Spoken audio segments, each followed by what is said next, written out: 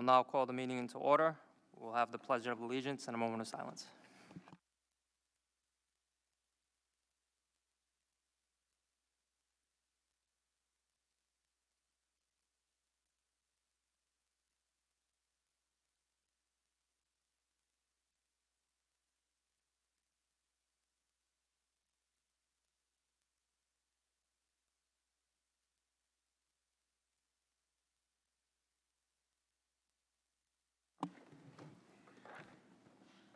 Good evening, everyone.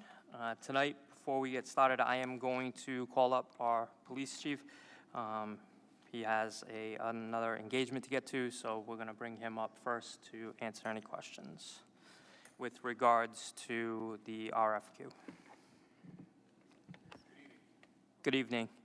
I'll just start by saying if you can just let the school committee know what the administration's involvement, particularly the police department, what your role is in this whole process. Sure.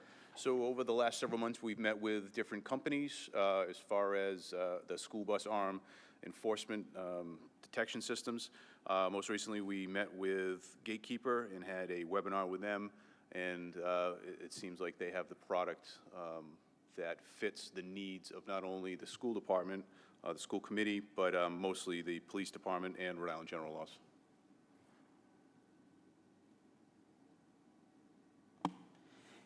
And so this body here, once it awards the RFQ, the police department then kind of takes over from there, correct? That's correct, yeah. We still have a little bit of work to do after the fact with a contract and the certain steps and the process of how the summonses are sent out, how they're reviewed by the police department, and how they're dealt with in municipal court.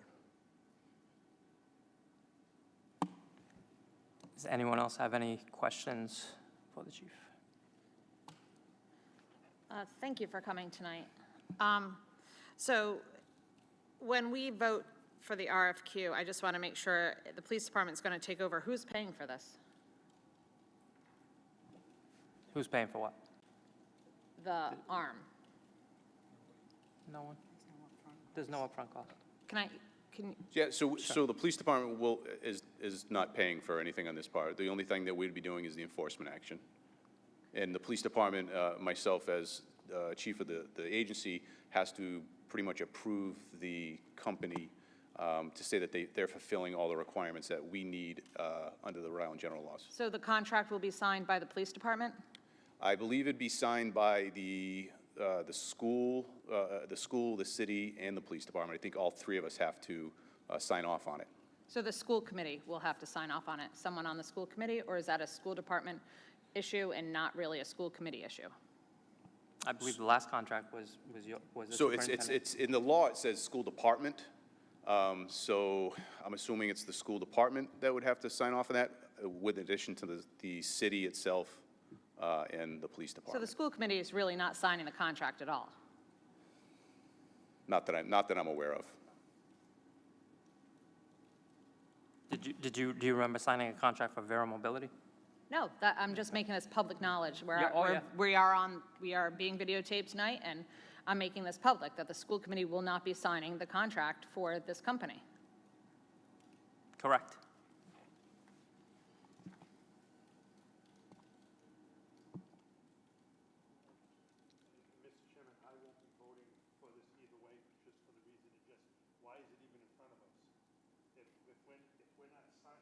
If we're not signing the contract, why is it in front of us? It's the school committee's responsibility to award the RFQ.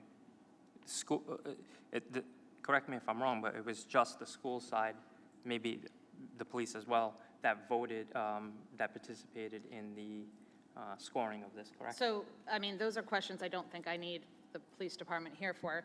I don't know who was involved in the scoring. I don't know who from this panel, because I was not told who from this panel was involved in the scoring of this. I was told I could participate as a scoring person, but I could not attend any meetings or any informational meetings with either of these companies. So therefore, I would just be reading the material myself and scoring based on the material that I was given, but not a participant in a conversation or a webinar, like the chief said, like, or any Right. kind of webinars. That's how So- we scored too, So, just off the again, paperwork. can we discuss who was involved in this scoring? Because I don't know, and let's make it publicly acknowledged. who- Sure. Myself, Tony DeSimus, Dr. Ferran, Diana Clarkin, Alex, our finance director, and there was somebody from the police department, right, that scored as well?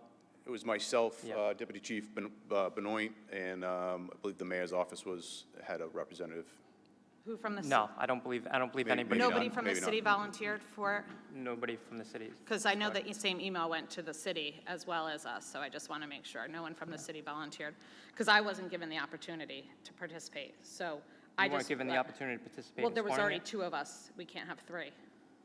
All of us could score it, Correct, but no conversations. correct? That was the email I was given. No conversations, no participating in meetings. And you understand that the scoring was done before there was any participation in meetings, right? We scored that before yeah, no, well, that's. How would I know that? That was not told to us. Through the chair, with, Go ahead. nothing precluded anyone from submitting any questions, had they had any questions, you know. I just wanted to point that out. Thank you.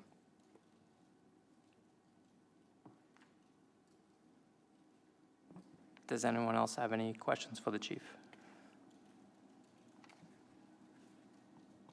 Thank you for your time. I appreciate Thank it. you, sir.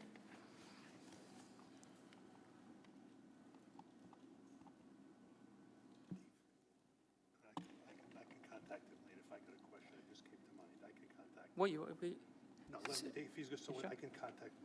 What I want to know is, just to follow on what, Do you want to put it on, so? no, I can just, the question would have been just to follow up on what their role in is versus the ticket, like a line item. They're going to do A, B, C, D, and E.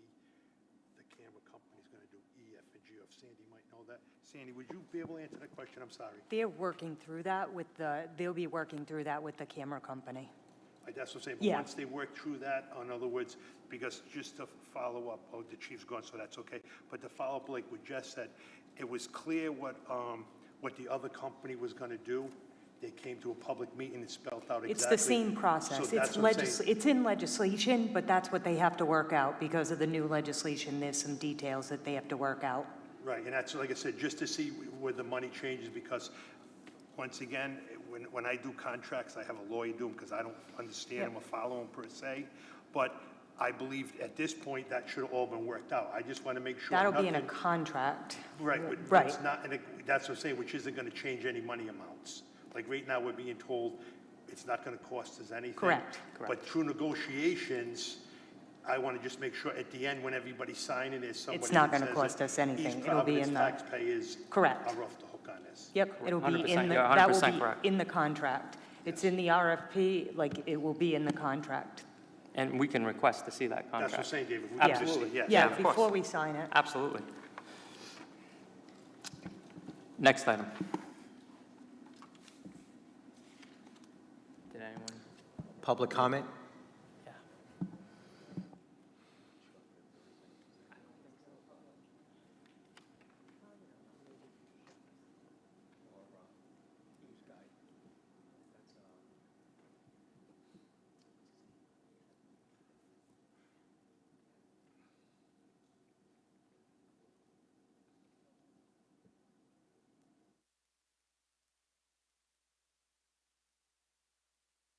Thank you. There is no public comment, so we'll move on to the next item. Discussion items, action items. Consider a vote to award RFQ for school bus stop arm surveillance. So this is a vote to award the RFQ to Gatekeeper for the school bus stop arm surveillance. I'll make a motion to award the RFQ.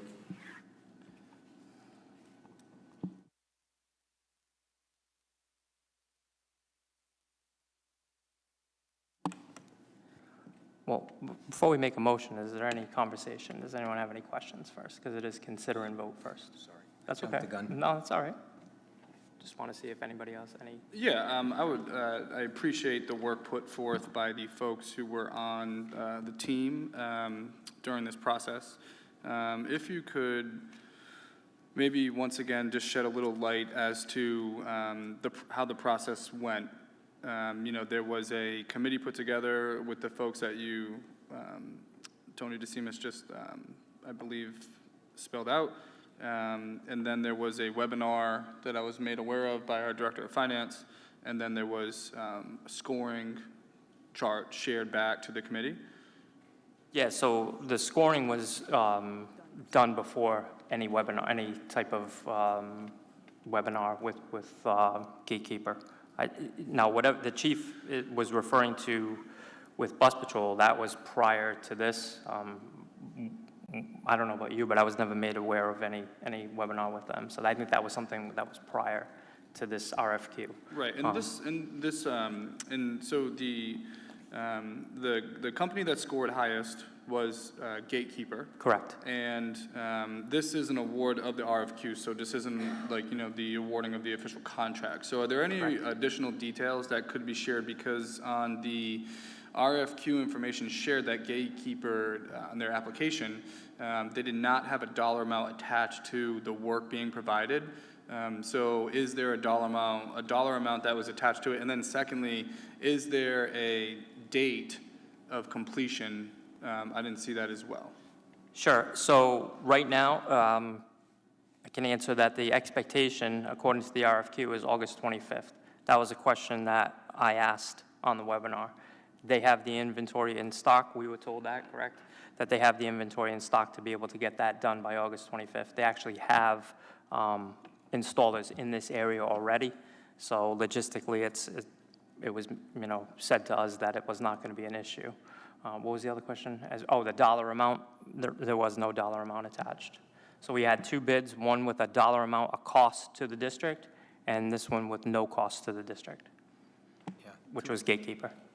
Through the chair, it specifically said at no, I missed it in all honesty at first, but it did say at no cost to the district. And just to follow up on that, when I say no cost to the district, it's also no cost to the city, just to distinguish that. There's no cost across the board. And then to my recollection of the meeting when we had a representative from Bus Patrol here, by waiting this amount of time, his estimation was that it most likely we wouldn't be able to have stop-arm cameras on our school buses until into the fall, I believe is what he said. Additionally, there was a cost associated with that company that was in their application, Bus Patrol. Go ahead, you. Through the chair, roughly, I think, if I'm not mistaken, it might have been between $175,000 and $225,000. I think it was $5,000 per bus, roughly. I think two options were presented: $5,000 per bus or $260 a month per bus. So the company Gatekeeper scored the highest in comparison between the two with the committee that was put together to rate the two applications. They also have the ability to install the stop-arm cameras in full. So our entire fleet would be dressed with all of the cameras that we've been discussing by August 25th. And there would be no cost to the district and to the city? Correct. And Dr. Frank, correct me if I'm wrong, they also said that they were willing to install additional inside cameras as well, even though we have inside cameras that are going to be installed by Ocean State. They're also willing to add additional cameras, which I think is a huge plus.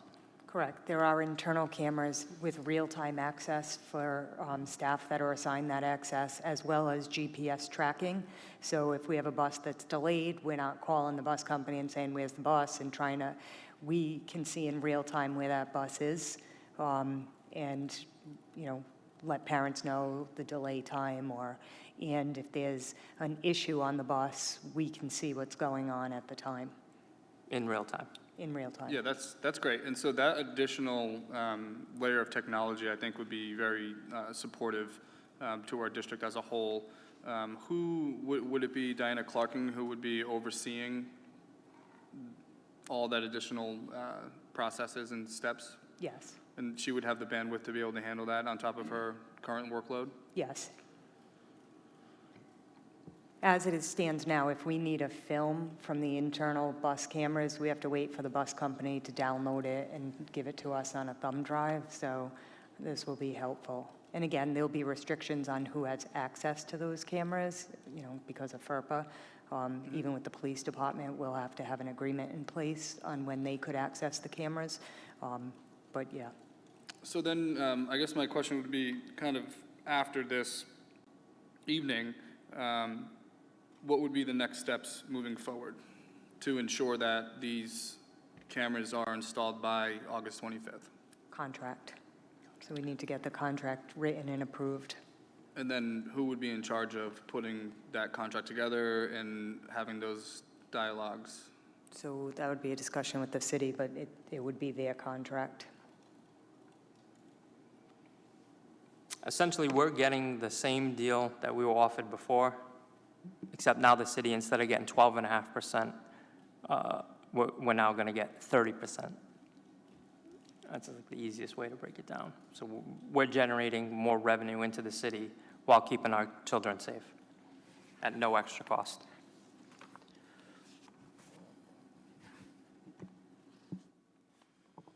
If I can just Yeah. go through a couple questions.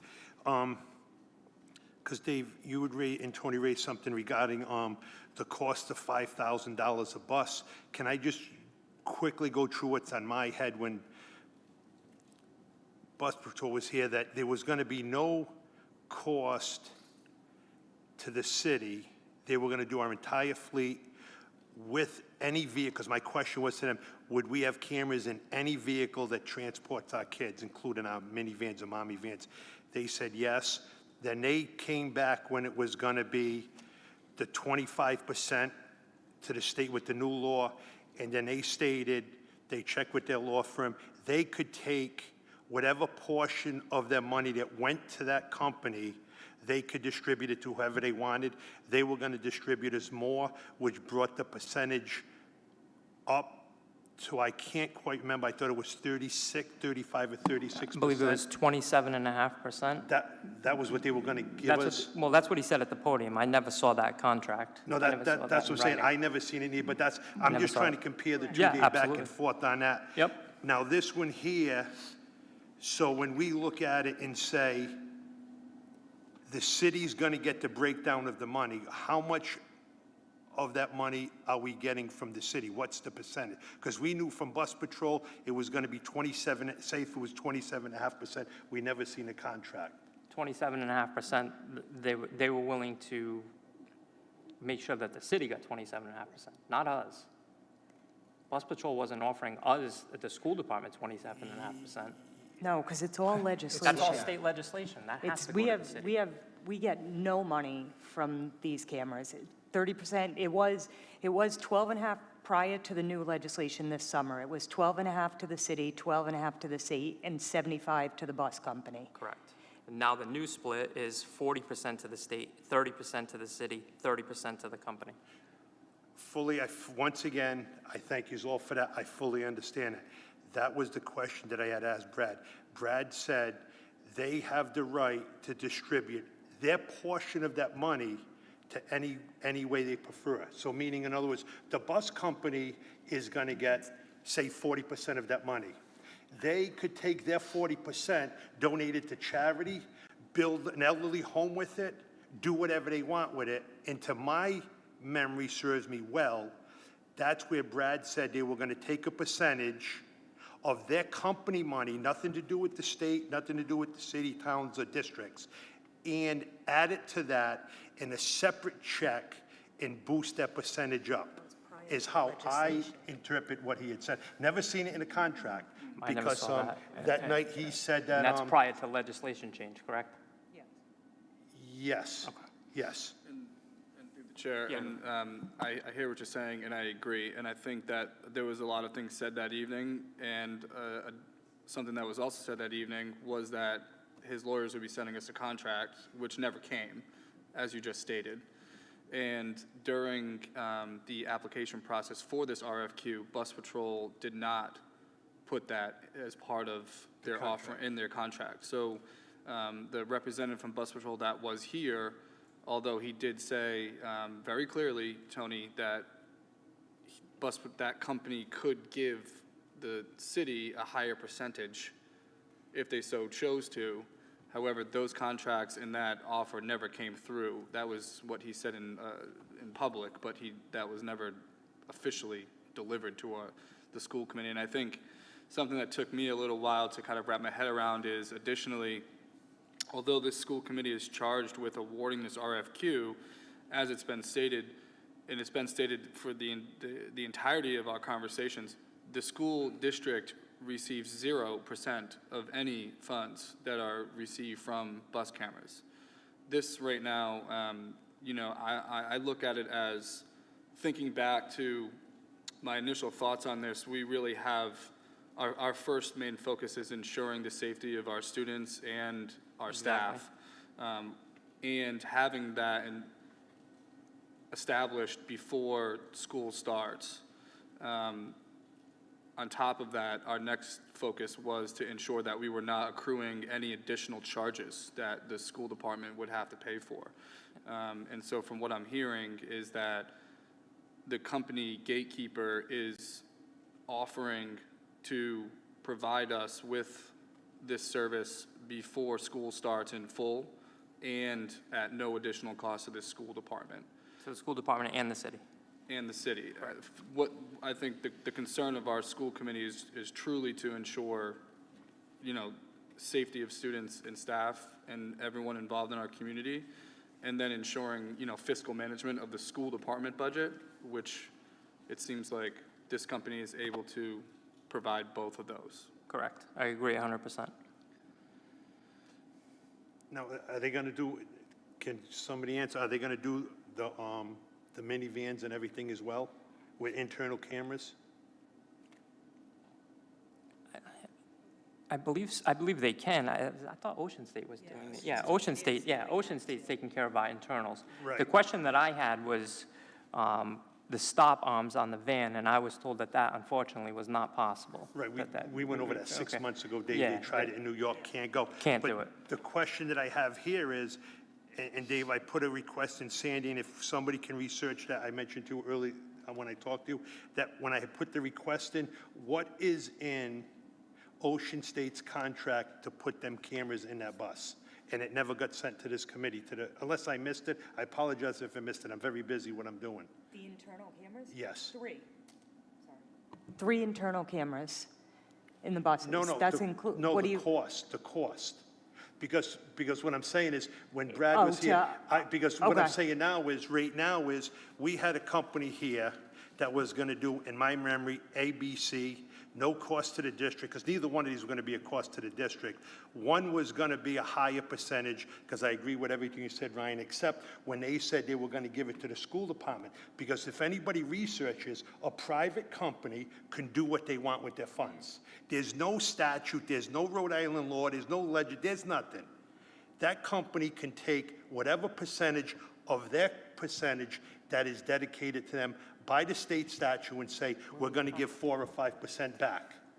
And so my question was, at that point,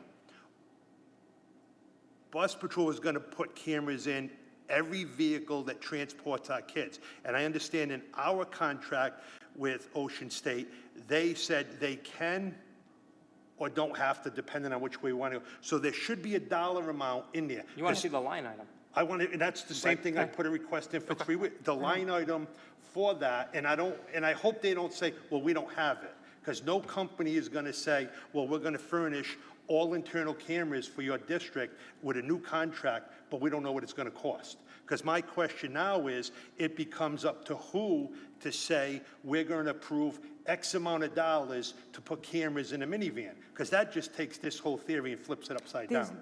There's no additional dollar amount outside of what the original contract was for Ocean State. Like, there's not an additional cost outside of the contract that you approved. So anything, if we said we don't want the cameras, I believe there would be a credit back. Right, so I will find out what that Well, dollar that's amount what I'm is. saying, but see, the Yeah. way that I look at it, and the way, there is a cost that, if somebody's gonna give us a credit, that means there's a cost in order to give us the credit back. Well, before we even That's- pursued the cameras, but just your point on bus patrol was, he made that offer to us that night. That night, the legislation had already been signed, so the offer was off the table because that was contingent upon us agreeing to it before the legislation was signed. Ryan's right, we never got the contract because the legislation had already been signed that night that he stood at the podium and made that offer. And that's why that was not followed through. Right, that's how it happened, but whether they Right. still, whether that could have been changed, it's totally up to the company. But what that's I'm- when they were getting 75%, and they went from getting 75% of the ticket money to 30%. So they Right. weren't going to give us 27%. That's what I'm of saying, the- Cindy, because yeah. they were looking to say they had more money in Right, their to give. pocket to give us, Right. I know, I fully understand Yeah. that. But what I want to say is I have to look at the difference in that cost of what they were going to give us to what our credit is going to technically be if Ocean State don't have to monitor all of these minivans and buses because this company would do it. Right, so That's, I'll ask. that's why this is one of them things that I mentioned to Dave earlier, on that, I think this should have been a much better avenue how we went through this, because I agree with Jess. I had talked to Dave early last Tuesday, I think, Dave, about some of it couldn't get sent to you. I had to run down to administration, they get a piece of paper to score. I can't just leave my job at that point. That scoring had to be done. Then on Wednesday, there was going to be the webinar, and I mentioned you to talk to Andrew to see if we could Yeah, no, you were right, yeah. we couldn't do that. no. So I never had the opportunity to score, because I got that from you on that Tuesday. And then I had no opportunity to be involved with a question and answer, because we can only have 2 people doing that. Yeah, so what Tony's saying is right. I had that same issue.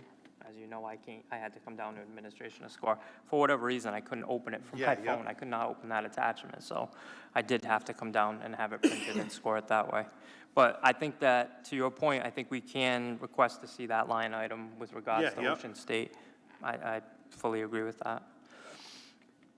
Are there any other questions? If I can just have that, because like I said, that would have been, see, these are the things that I asked for, and I'll admit, I don't follow up with them, because our administration, I think we got 24 people in, whatever we got, it was clearly noted at the last meeting that this whole committee gets sent that, because I think that's important, because we're going to have to vote to say, are we going to put these cameras in, not the stop arms, let me make sure that's clear. There probably won't be stop arm cameras on the minivans for a long time till somebody comes up with that technology.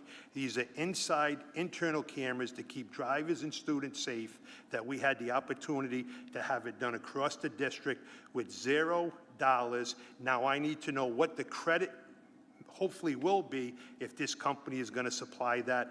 If not, are we prepared to vote to have that done, or are we not going to put cameras in the minivans? No, I think we are putting cameras in the minivans. And there are think that's- cameras I in the don't think so. minivans currently. There are cameras on the buses, and there are cameras on the minivans currently. Do we want to state all of them, Sandy? Because I basically, you know, when I talk, I have pictures and I have knowledge. I can tell you right now, whoever's telling you that is false. And whoever wants to tell you that, if they want me to show them how I can prove that, I can do that. Through the chair. Go ahead. We've also taken measures in this new contract, if such a situation would arise where there's a consequence or whatever you want to call it within the contract, written within the contract, if those cameras aren't installed and operational, just so that everyone's aware. Thank you. I will now entertain a motion to award the RFQ. I'll make a motion to award the RFQ. We have a motion on the floor. Is there a second? I'll second. All those in favor signify by saying aye. Aye. Any opposed? Nay. The ayes have it. And that's a 4-1. Thank you. Next item, please. Budget workshop. Do you want to do announcements first?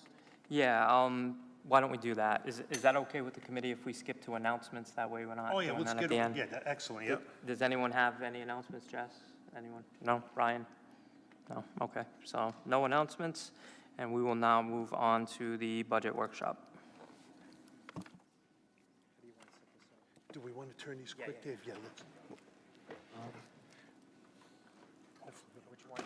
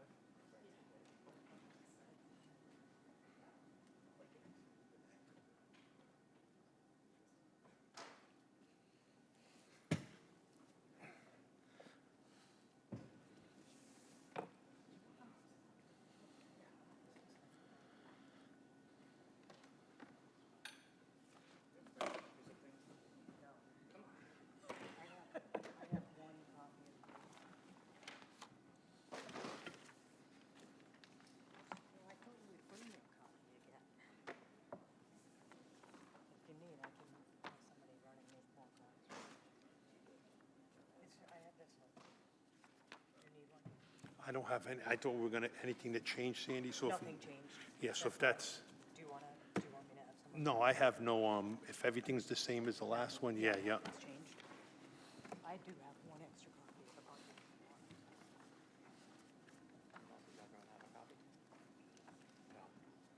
I've been running around like a nut, Dave, No, but Tony might.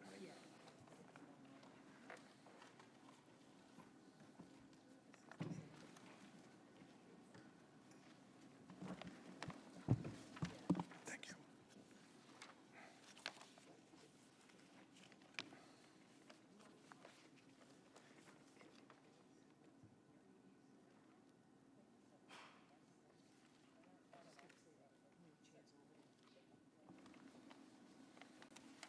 We keeping our mics on? No, no. This is, Yeah. there's no, yeah.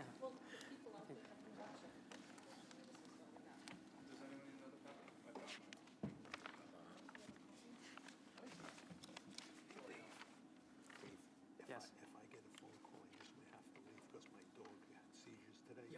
So if he calls me, I might just Yeah, have to run. of course. Just whatever you gotta do. Yeah, no, So last meeting, we presented the budget, and that was 2.5 weeks ago. So we left it with, if anyone had questions or suggestions, or, they could reach out, or they could bring those to the meeting tonight. So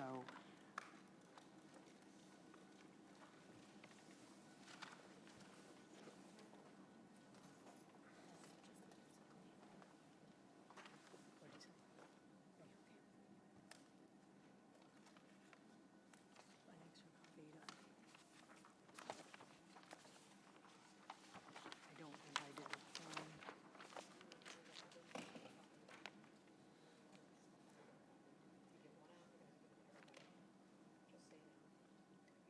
Yeah, we'll meet with them. Today is an individual, Yeah. we'll have to give it to everybody in the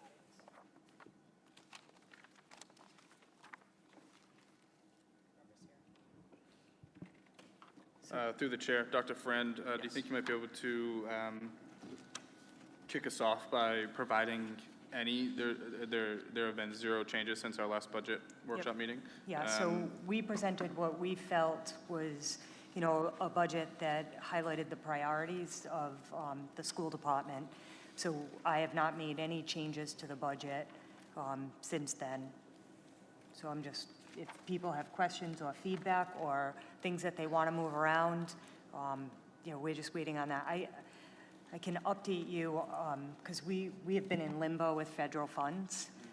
So I can update you in that the funding was released by the federal government. We still took about a $350,000 cut to federal funding, but the funding was released, I believe it was like $5.5 billion was released by the federal government.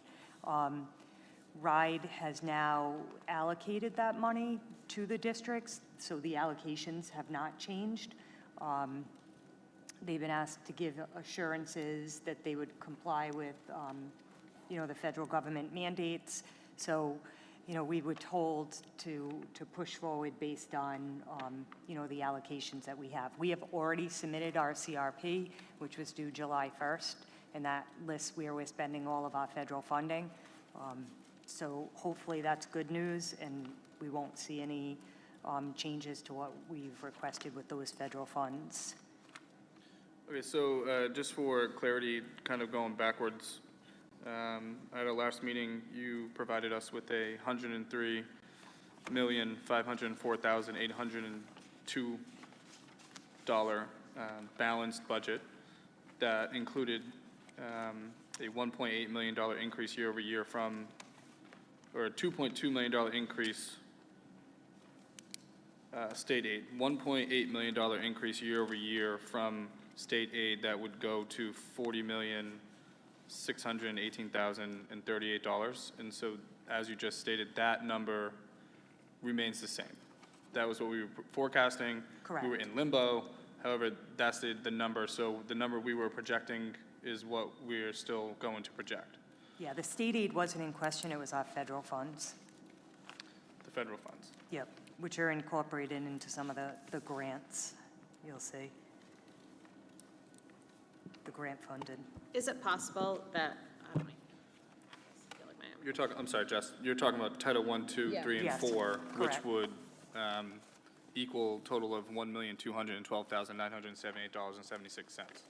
Correct. That number remains intact. Can I Yes. get a list sent to the school committee of all of the positions that list into all of those that Ryan just let? So all of our Title I, II, III, IV positions, actual positions in our school department that we fund through those. Can I get a list of, obviously, I don't need who they are, just what their positions are within the district? You have that right there. I have, so It lists all of the correct. title So- positions. So what I want to ask is, so if I go through all this Yep. on a really, if we didn't get any of that money, well, we get Title I, so we were going to keep Title I. Yep. All these other positions would have gone away? No, Or we some of would the- have, we would have incorporated them in our own budget? We probably would have had to make cuts. That's why we have not hired the pre-K literacy coach. We've been waiting Right. on the funding for that. Yeah, that's, I'm talking about I'm There's two, gonna be blunt. I'm talking about positions that are already currently established by current positions with current people with their names on them right now. So like a Title II position, there's two positions outside of Title I. so yeah, so That's it. we're good? You think we're good now? Yes, IDA, we're good? yes. We did take a cut, I think $150,000 to IDA, but I think we're good at this point with the positions that But are the in there. positions we're fine with? Yep.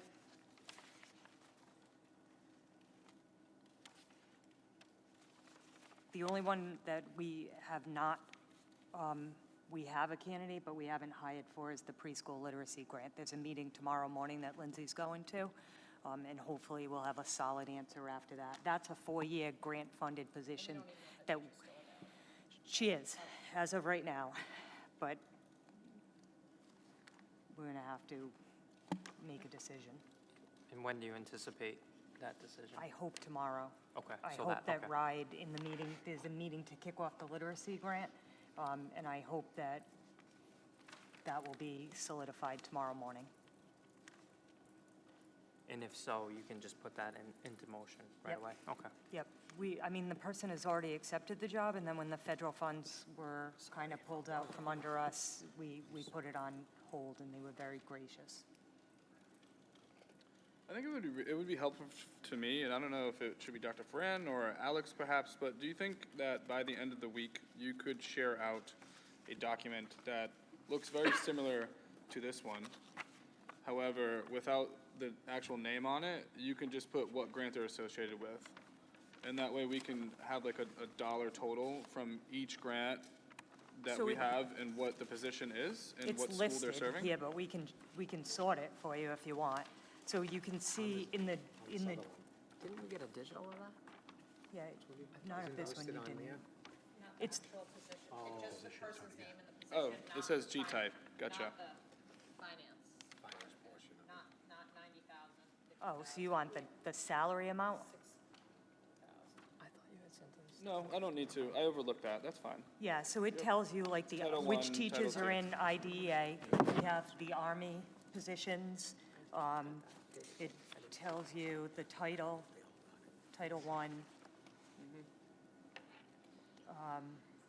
the Project Aware grant, state pre-K grant. So we tried to identify the grant for all of those for you. I think the other thing that's noteworthy is just that the local funding, we are budgeting for a maximum 4% ask to our local municipality. Correct.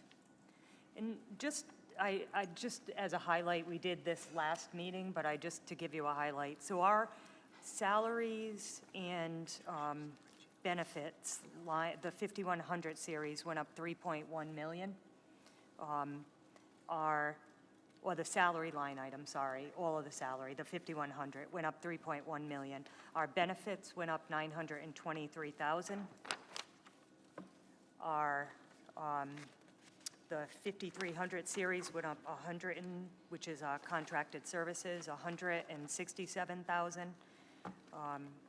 Other services and maintenance went up 23,000. We are saving money, hopefully, on transportation and out-of-district tuitions based on the craft legislation, and hopefully we'll realize some transportation savings with that. And we have some other avenues that we're pursuing for savings on transportation. We've moved all of our private school students over to statewide, so they're talking about some reimbursement money for that.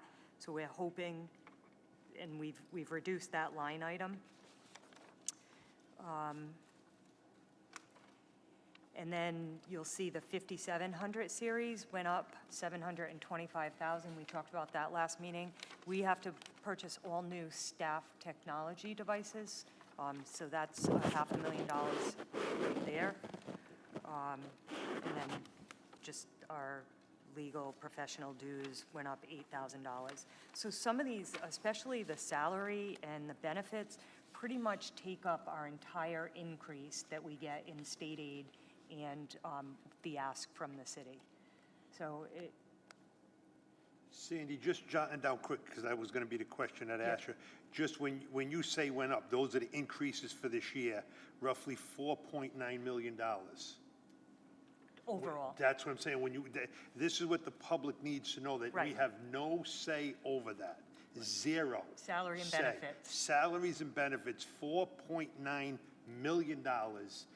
And this budget's I think going to it's work 4 if we million. get the full amount from the city. Yeah, and I think it's 4 million, the 3.1 and the 900,000. But and I just want to qualify that, because there's some special ed services that we've really looked at. So we went out and we hired our own school psychologist because we were contracting. We believe that we're going to save money overall by doing that. We've posted for an OT. If we can fill that position, we also think that we'll save money, but we've got to fill it first. So we'd no longer be paying for contract services. So we did an analysis of all our IEPs, all the services. We've hired, I believe, 2 speech pathologists as opposed to contracting. So those line items in the budget will go down there, but they're reallocated into the salary line item. So we are looking at like every cost-saving measure we can without reducing services. Our priority was, as much as possible, not to impact student services. We know the need is great, and we're seeing that with the registrations that are coming in right now and as we place students. So that has been our priority the whole time in this budget, is to support students and to support teachers and staff. There are a couple things. I know Ms. Bouchane brought up last time summer school. So we did a little more digging into the summer school. So summer school grades 6 to 12 cost the district $54,000 this year. That's just for summer school. ESY was actually another $80,000. So there is the Sorry, what was the ESY? Sorry. 80,000. So that is a possibility if we feel like we. So I requested all that information 2 weeks ago. I've gone through it. I don't know if anyone else has and wants to have a discussion on that Yep. tonight. If not, we can discuss it at another time, but I went through it all. I went through last year's and this year's. So I don't have the record of the students that have went through and passed this summer, but I do have it from well, you guys all have the same information I do. So if anyone wants to discuss what they read about that,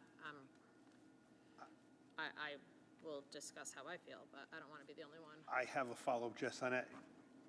So Sandy, what we just talked about with that 54 and 80, is that did you budget into this new budget right here? Yeah, so we budgeted for summer, if you look at summer pay, for next year, we budgeted $110,000. It's the 51,338 Yep. line item. 110. So I am going to request that the extended school year, that we have somebody, whoever ran it this summer, to come and speak in front of our school committee, to go over the number of students that were in it, and the class sizes, the amount of staff we had, nurses, all that stuff. I would like that to be public knowledge and for us to discuss at our next school committee meeting or the following one, whichever is appropriate for that person. But I think extended school year versus summer school are two different things, in my Very different. opinion. I think Yep. extended school year, it used to be paid with ESSER money for many, many years. That has to happen, no questions asked. Summer school, I don't have the number in front of me. I did not bring the right piece of paper, but I don't know what, is it 16,000 a student, the taxpayers pay per student? 16,000 a student all year. And then now if the student doesn't pass, then we're paying again this summer for them to take additional classes, whether they may or may not come. We still have to hire the teacher for that class, whether anybody has to show up. Again, we do at the high school, I did read that middle school looks like they are gonna lose it. But we do have programs set up at the high school during the school year for students to catch up and get their grades up and get in, so they don't have to go to summer school. There are also a possibility at the high school that they could take 2 Englishes or 2 maths if they failed the previous year. I'm not sure at this point, where we're looking at a budget that barely makes it, whether or not we should be considering having students, in my opinion, pay to come to summer school, or their parents pay. So we can't, and we did, prior to this, Yeah. we did, I think it's been the last 2 or 3 years where it was not legal to have them pay. So we And just- there's a lot of districts that do not run summer school. Correct. The more, when you brought it up last meeting, we did some, Yeah. some digging on it, and it is, and I just pulled all the summer pays. I think we just need to be willing to fail students. I know a lot of districts also don't like that, because then it doesn't look good on the Rhode Island report card when you hold students back. But I don't think we're giving students a great education if we're also just pushing them forward during summer school because they showed up 4 days a week for 5 weeks for 2 hours a day or 3 hours a day. Is that what it is, 3 hours a day? It's not, it's whatever Yeah. class you're taking, so Whatever it might class. be, yeah, if you're And then going you for could 2, also- it might be 3 hours. I don't know if this district does. Some districts will have the student come to school and then do the online work for the rest of the summer. I hope we're not one of those districts, but then you pay the teacher all year, all summer to do the work, and the kids are home doing the schoolwork. Again, I don't think we're that district. Total, how many kids Virtual? Yes. We don't offer 900. Thank virtual. you. Or 5,000. So that's just, I mean, it's $100,000, 110. If that has extended school year involved in it, then I think we'd have to relook Yeah, at it that does. number. So it's 55. That's what middle school and high school summer school cost this year. Was 50, it was 54. Can be reallocated. I Yeah. just think we have to communicate that early with families to let them know that East Providence won't be offering summer school this year, if that's what the It's committee wants just to an do. option. I mean, the idea that I'm cutting a paraprofessional from 1, 2, 3, 4, 5 schools, and that's just what I have. I don't know if that has changed.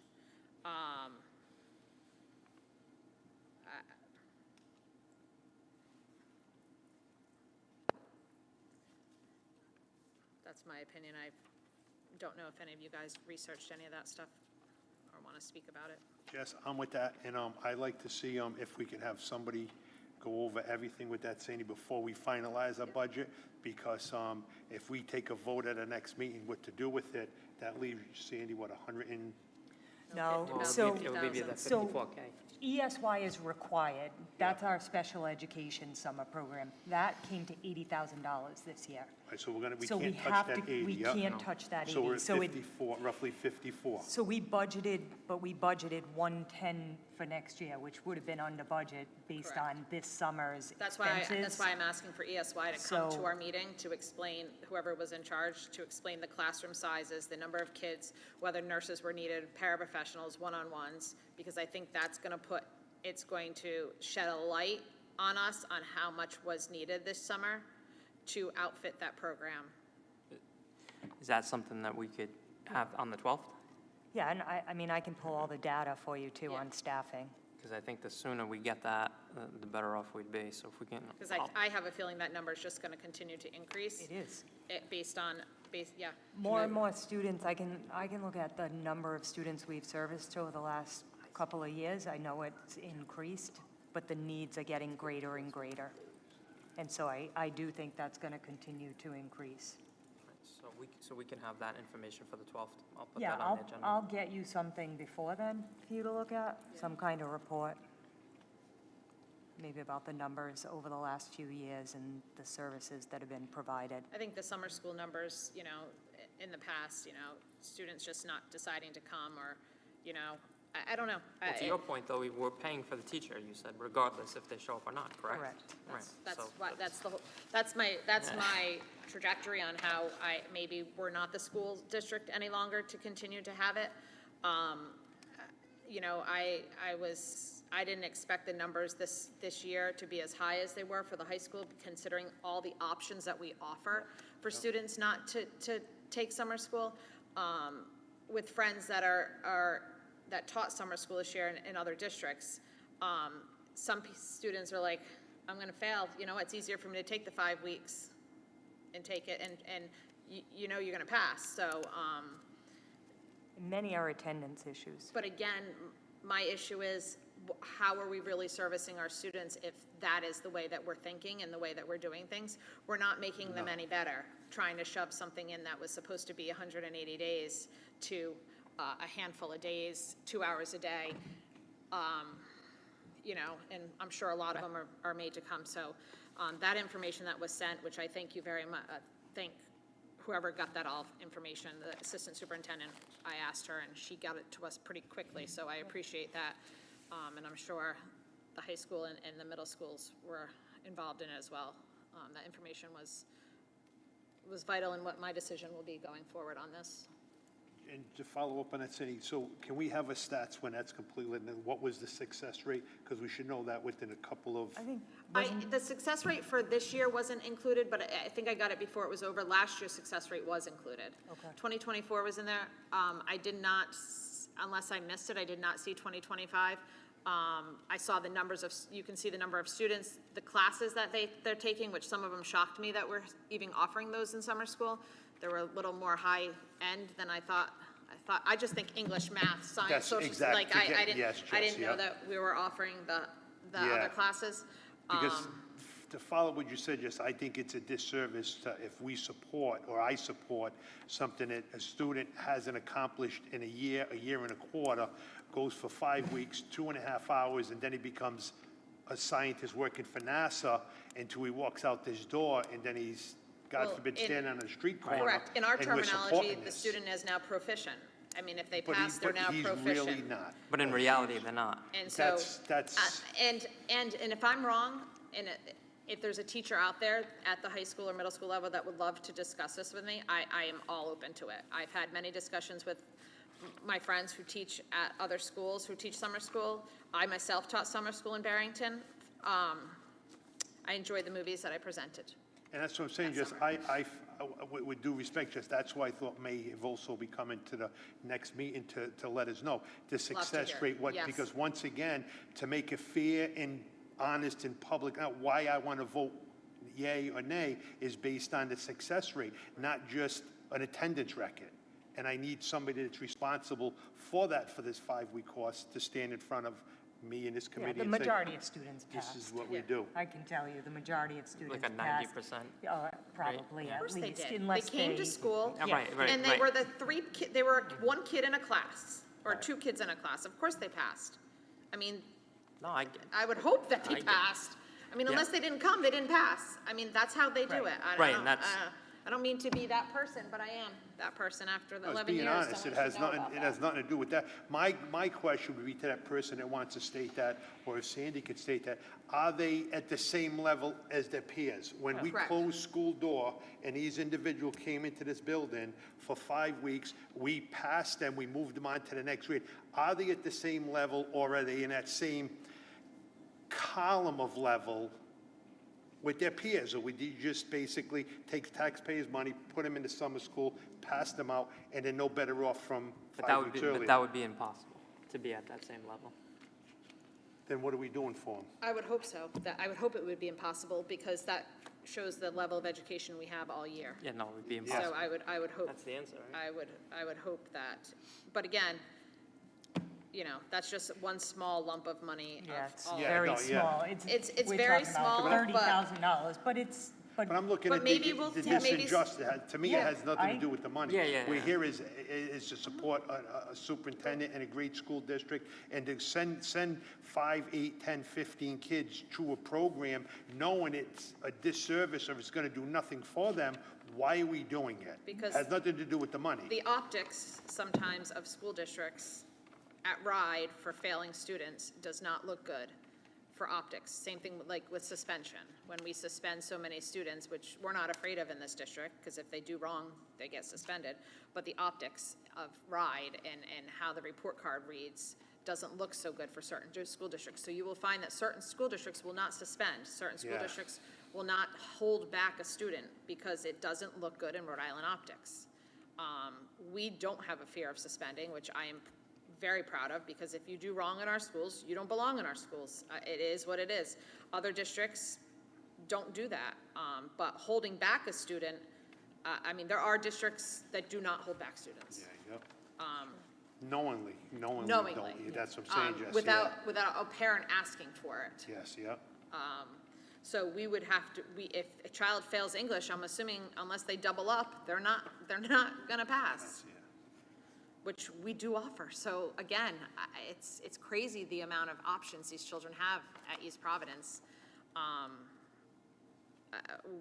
I think we bend over backwards. I think we do a really good justice for our students who are not doing well. Credit recovery, there's so much. And Sandy, I hate to ask this question, but I know, I want to say we don't know until there's a vote taken, but if the city can't support us 100%, did you work on any type of contingency plan if they don't give us $100,000? You know what I'm saying? we're going to have a tough time. We're going to have a tough time making cuts. It's going to be, Can we put a contingency plan based on, so we don't have to do this last minute? In other words, if they only want to give us, because they got financial issues themselves. You know, anybody that thinks the city doesn't is just not following good information. But I'd like to see if you could just roughly sketch something to say, if they only want to give us 3% or something, this is where we're going to be shortfall. These are the items we look at, just so we can match them up in our minds. Because if not, we would get hit with, okay, we're going to be missing 1%, where are we going to cut from? I would prefer the superintendent and her staff take a look at that, hold that in case that day comes, and then we can say, okay, this is where we're at. They're looking to only give us 3%, which I don't think they would do, but we can't say until the end of the night when they vote on it. But if that happens, this is what my staff and me as the professionals looking at, where do you guys think along that, as giving us a jumping off point? Hopefully, we don't have to go to that. We haven't had to go on that in many years with the city. I don't think we're going to have to do it this year, but each year gets a little tougher for each side of us. The dollar just isn't there. and I don't think people understand this, so many of our costs are fixed costs. Yeah. Like salary, benefits, transportation, like there's no movement in there. Like we're doing everything we can to find cost savings in those areas. And you know, we've had vacant positions in central office the entire year to save money. And we still are up in the air about whether to even fill those positions because of funding. So it would be some of those positions that are not filled that we would probably look to not fill. But all our open positions are funded in this budget. So Yes. that would be maybe some of them would be our first contingency look on that. Okay, excellent. Yeah, Yep. Tony, each percentage would be roughly $550,000. So Yeah. if they're if our city is able to provide us with local funds at the 4% maximum, it would be roughly 2.2 million additional. Yeah, And so if it was 3%, it's, 500,000, something yeah, short, 1.65 and so on and so forth down the line. So, those are big numbers. Oh, yeah, yeah. Look, kind of, scanning through this, there's not a $550,000 line No, item that can just no. disappear. Because to the point that was made, we're looking at a budget that is $4.1 million increased That we can't year over touch, year, that we and can't touch. 4 million flat is straight salaries and benefits. So there's $100,000 worth of additional expense in this budget spread out throughout the entire district outside of benefits and salaries. So, And all the unfunded mandates, Yeah. Yeah. I mean, and one of the things that's not included right now is the science curriculum, which the new legislation, they have been putting it off. We had $1 million budgeted in ESSER funding for science curriculum. There were no green curriculums to choose from at the time, so we had no choice to push, we couldn't push forward with the science curriculum. Now, there will be science curriculum legislation, so that's gonna have to come into the next budget somehow, which will probably be close to $1 million. So it's all of these things that are, there's not a lot of extra in here, and a lot of districts don't have full-time social workers in schools, they don't have student assistance counselors, they don't have deans or assistant principals at the elementary level. Those are all things that we've held tight to because we feel like they're so necessary with the needs of the students that we're seeing right now. But those are where I think some other districts have made their cuts, and I just don't want to reduce services to students if we don't have to. No. Neither do I, but, and honestly, there's no good options without students. The only thing I can see is that, our district is running at a 75-1 ratio, student to admin ratio, where a lot of districts run at 60-1. But again, Admin ratio? Yeah. Yeah, but that's when you look at admin, you're talking about the assistant principals, the principals. right, to what you Like, just said. we have a very lean central office. People may not believe that, but we were on a district website today that has a district half our size that has 20 central office administrators. How many do we have, Sandy? 18, 16 or 18? Not even, I don't even think we have that many Really? directors, no. So we have- consolidating functions wouldn't even Right, be we've already possible. done that. I mean, we have operation, yeah, we have a superintendent, assistant superintendent, director of teaching and learning. The MLL director is required by law. We have our tech, we have operations, finance, HR. That's it. I mean, I think I named them all. And special ed, and assistant special ed. But we have a very big special ed population in facilities and assistant And growing. facilities. And Yeah, right why I now, thought it currently, was we don't 20-something. have, but that's split. Two of That those positions we aren't cut a filled. tech position, and then we don't have an assistant facilities But director. we are- We don't have an assistant special ed. we Right. don't right now. Currently, we do not have an We- assistant no, we did facilities director, interviews and we today. do not Nope. have an assistant special We ed al- director. We also haven't filled a benefits position since January, and we had a There's staff not many accountant that options. we didn't fill for 6 months at this point in central office, so my staff has really picked up a lot of work because of our concerns with the budget. We haven't filled the positions that have been open at central office. And these are positions that are needed. Yeah, They critical. are needed, I right. mean, I don't know how Yeah. long I've been talking about filling that assistant facilities director position, and I will, these are positions that are Continue to- also budgeted for. They are correct. right now. Yeah. They're in the budget. But those would be, but most haven't been filled, so those would probably be our first cuts. Understood. While we are, and I don't want to forget, while we are here speaking publicly so that everyone can hear, could you just again reiterate to the committee that we actually do have money allocated for maintenance? That's not, we have money We do. set aside for that, and also if you could speak just briefly to the snow removal, that's not actually a zero line item. No, We so do the- actually have The snow money allocated removal, for that. as it's listed in here, is contracted services. We don't contract for snow removal. We have all our own equipment, we have all our own people. So that gets allocated to overtime if it's outside of the typical workday. And like, things like rock salt and stuff are listed under supplies. So that, So we we do just have don't money for that. contract out. And then maintenance is listed into the individual, you'll see money in the trades line items. So that's where you'll find the maintenance line items. It's just the way we code it. It's And for not that many- it's not also- there. I don't know who the public we're speaking to, but for many years, this district did not invest in snow removal equipment. We know that for a fact.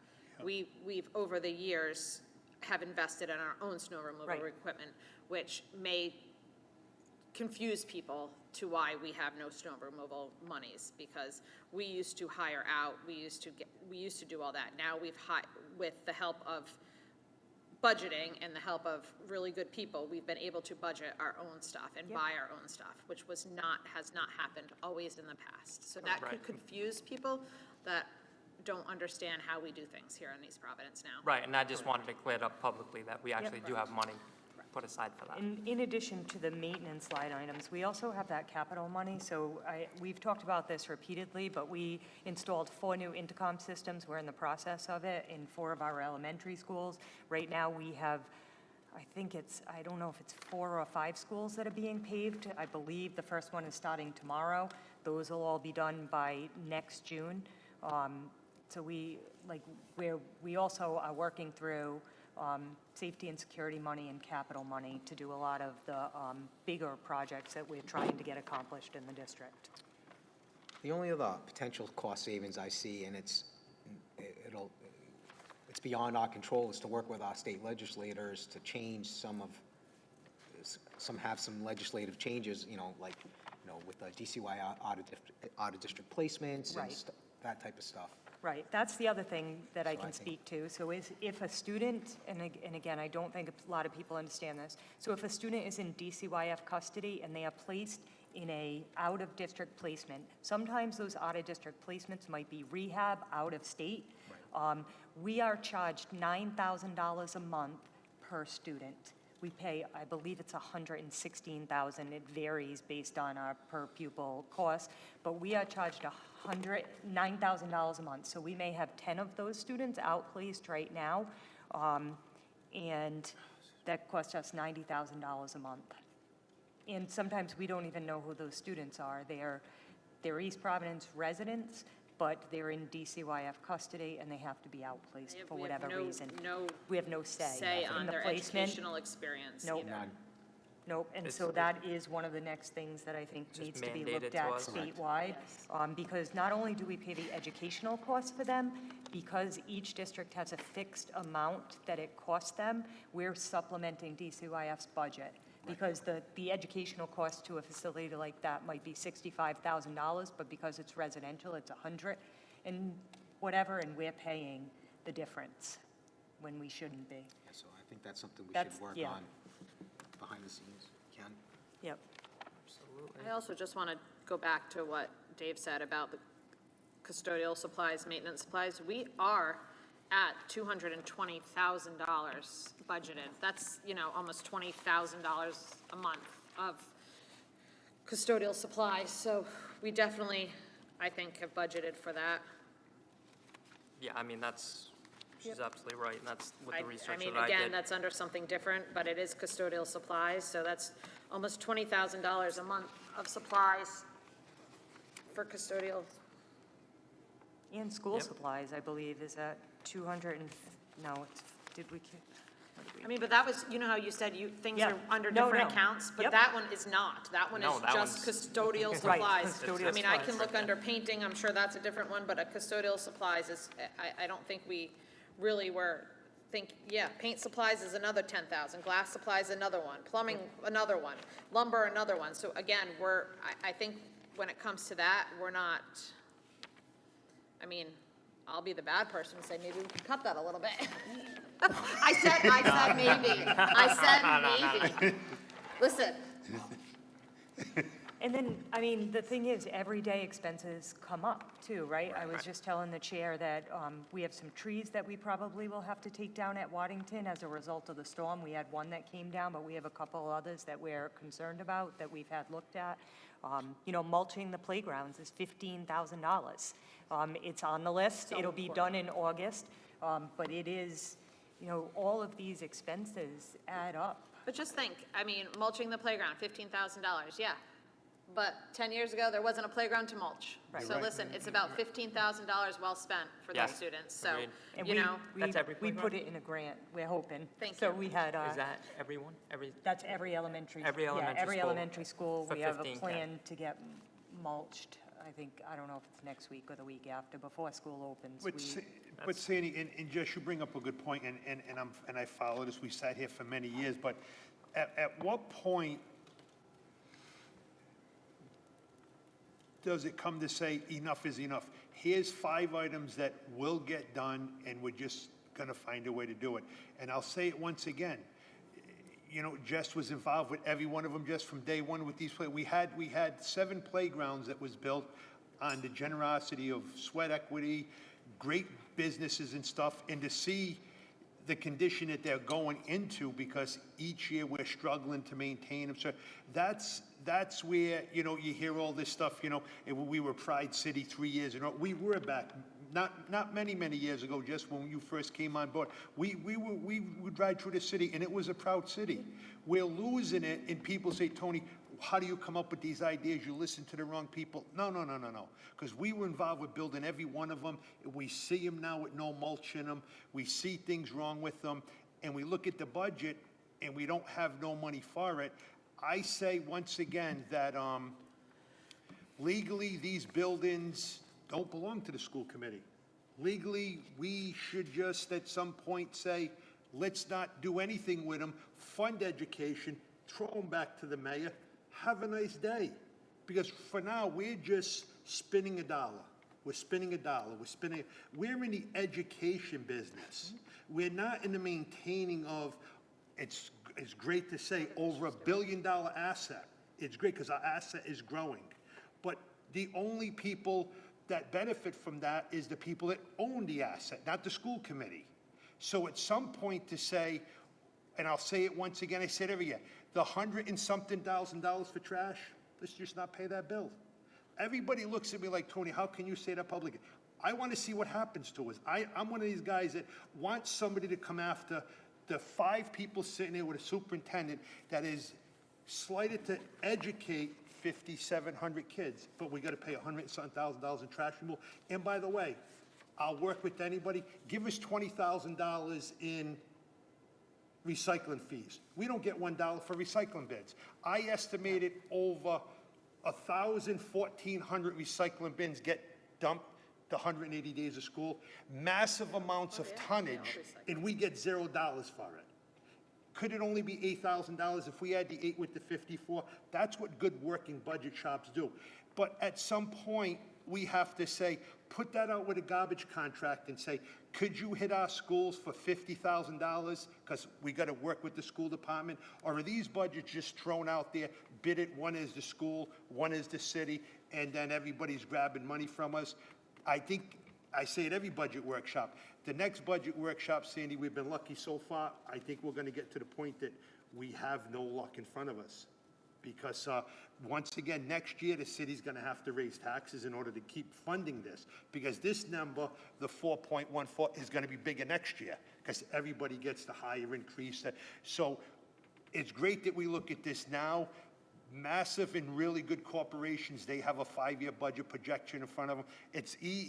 We could do a 3-year because with Sandy and the new finance director, they can look at this and say, a big portion of this budget, we know what we can't do anything with next year and the following year because those are non-touchable contractual agreements. So if we're looking at saying next year we may need 5.1, the following year might be 5.7.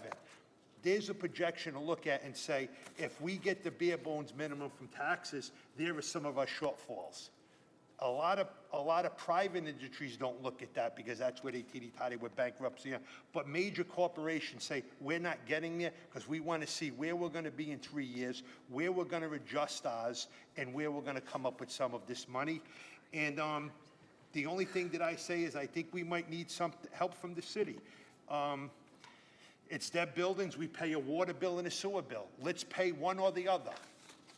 You know, I understand that we have to pay the electric bill. We should be able to work some of these with the city, not as a direct influx of money, but take something off of this budget. The superintendent is really working, we're working it. What can the city say, we can take this off your hands this year, we can take trash off this year. Maybe next year we can do the water. The following year, when you're looking at 5.1 hypothetically, we might be able to take water and sewer. Those are working great with a good community. That's great working with a city council, long-term 3-year projections. Right now we do, it's almost a month-by-month projection. I would not want to be in anybody's position dealing like this. It's got to be a nightmare to deal like this and educate 4,700, 4,800 kids. And those are some of the issues, and like I said, you know, and the reason that I bring it up, Sandy, is on your behalf, because, you know, we always get hit, well, what the superintendent makes it. Listen, sit in her shoes, come to these meetings as there's nobody out here looking at them, and look at our staff and say, this is what we're accomplishing based on this money. And I think it's a phenomenal thing that gets done year after year, but I'm just worried about the year we can't get it done. Where do we go? And I do feel like we're coming there, because Yes. we've looked at, I mean, even looking at this year's budget and some of our overages. Yep. And it's, again, things that are beyond our control. You know, we budgeted 800,000 for subs, we're at 1.2 million. Yeah. And it's a lot of FMLA, you know, a lot of leaves, and you can't, there's nothing you can do. You can't leave a classroom empty. If a teacher's not there, it's not like we can say we're not gonna fill the classroom. There has to be someone in that classroom. And so, you know, I am concerned, even, you know, Alex and I have talked a lot about, like, this year's budget right now and where we are with that. And not to cut you off, Cindy, but just like I said, it's, my brain's always, like I said, we're fortunate to have an elementary school completely air conditioning. Where does that funding come from? Everybody screams, I want AC for my kids forever, go out and fundraise. Well, hold it for, first of all, our buildings can't take on much more kilowatts than we're No. given. Second, where are we gonna get the money to pay for this increased electric bill? Right. We And then pay, everybody just looks at me and says, wow, I didn't think about that.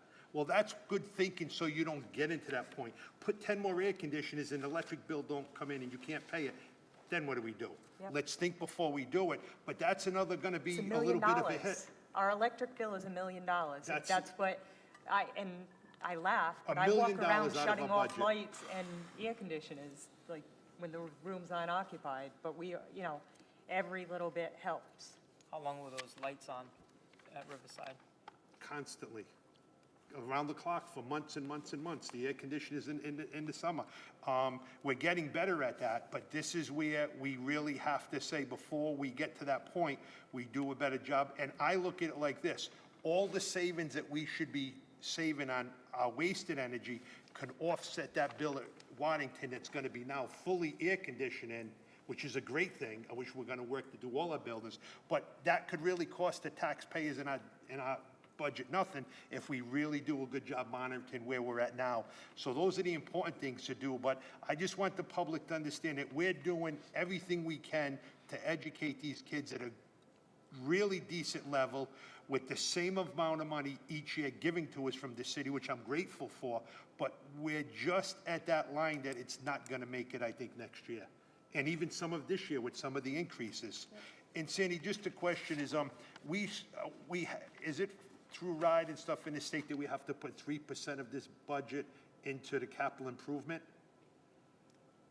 I don't think it's into the capital, yeah, it's maintenance, we have to do a certain percentage of maintenance because of the bond, right? I think it is, but we're over that.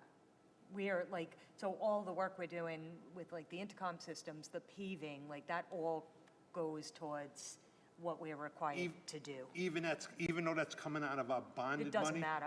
We're Okay, still as long spending as the we money. spend 3% of this budget.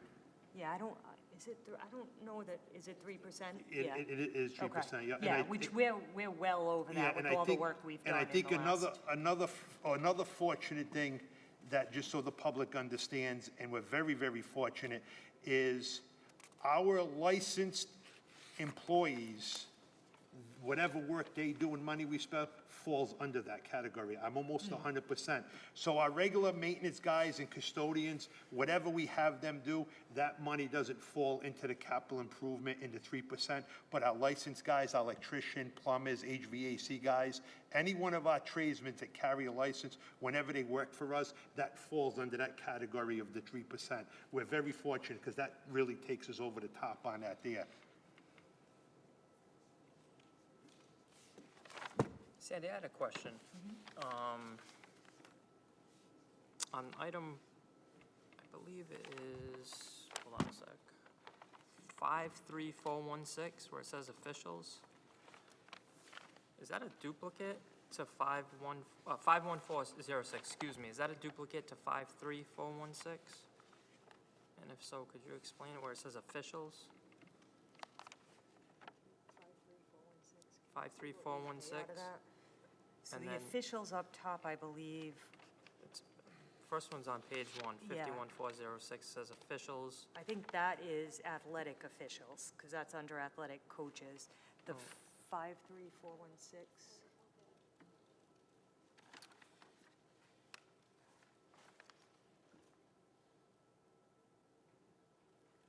Let's see what we've paid under that. One of them are officials and one of them are people that we pay. So we have, The supervisors, I think We that's have two somewhere separate? else. No, the game doesn't make sense. supervisors is somewhere, I saw that, that was somewhere else.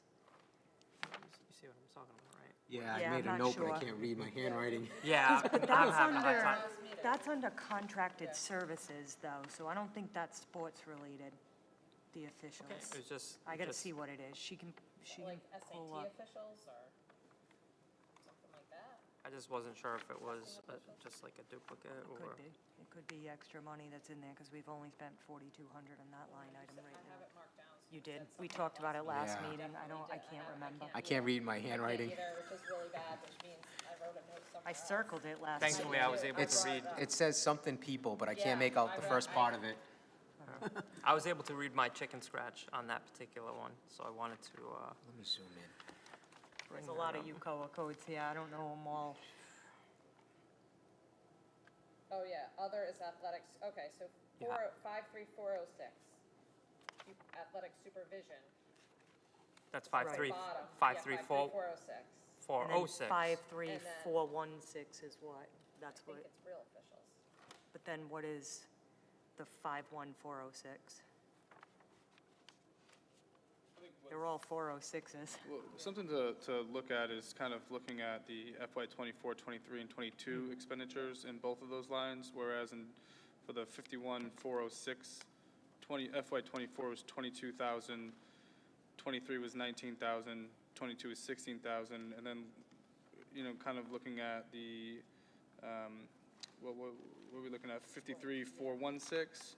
Correct. 24, 23, 22 went 63,000, 59,000, 54,000. So I think something that might be a little like misleading for us right now is that FY '25, we're looking at in the 51,406, only spending 20,600 as of now.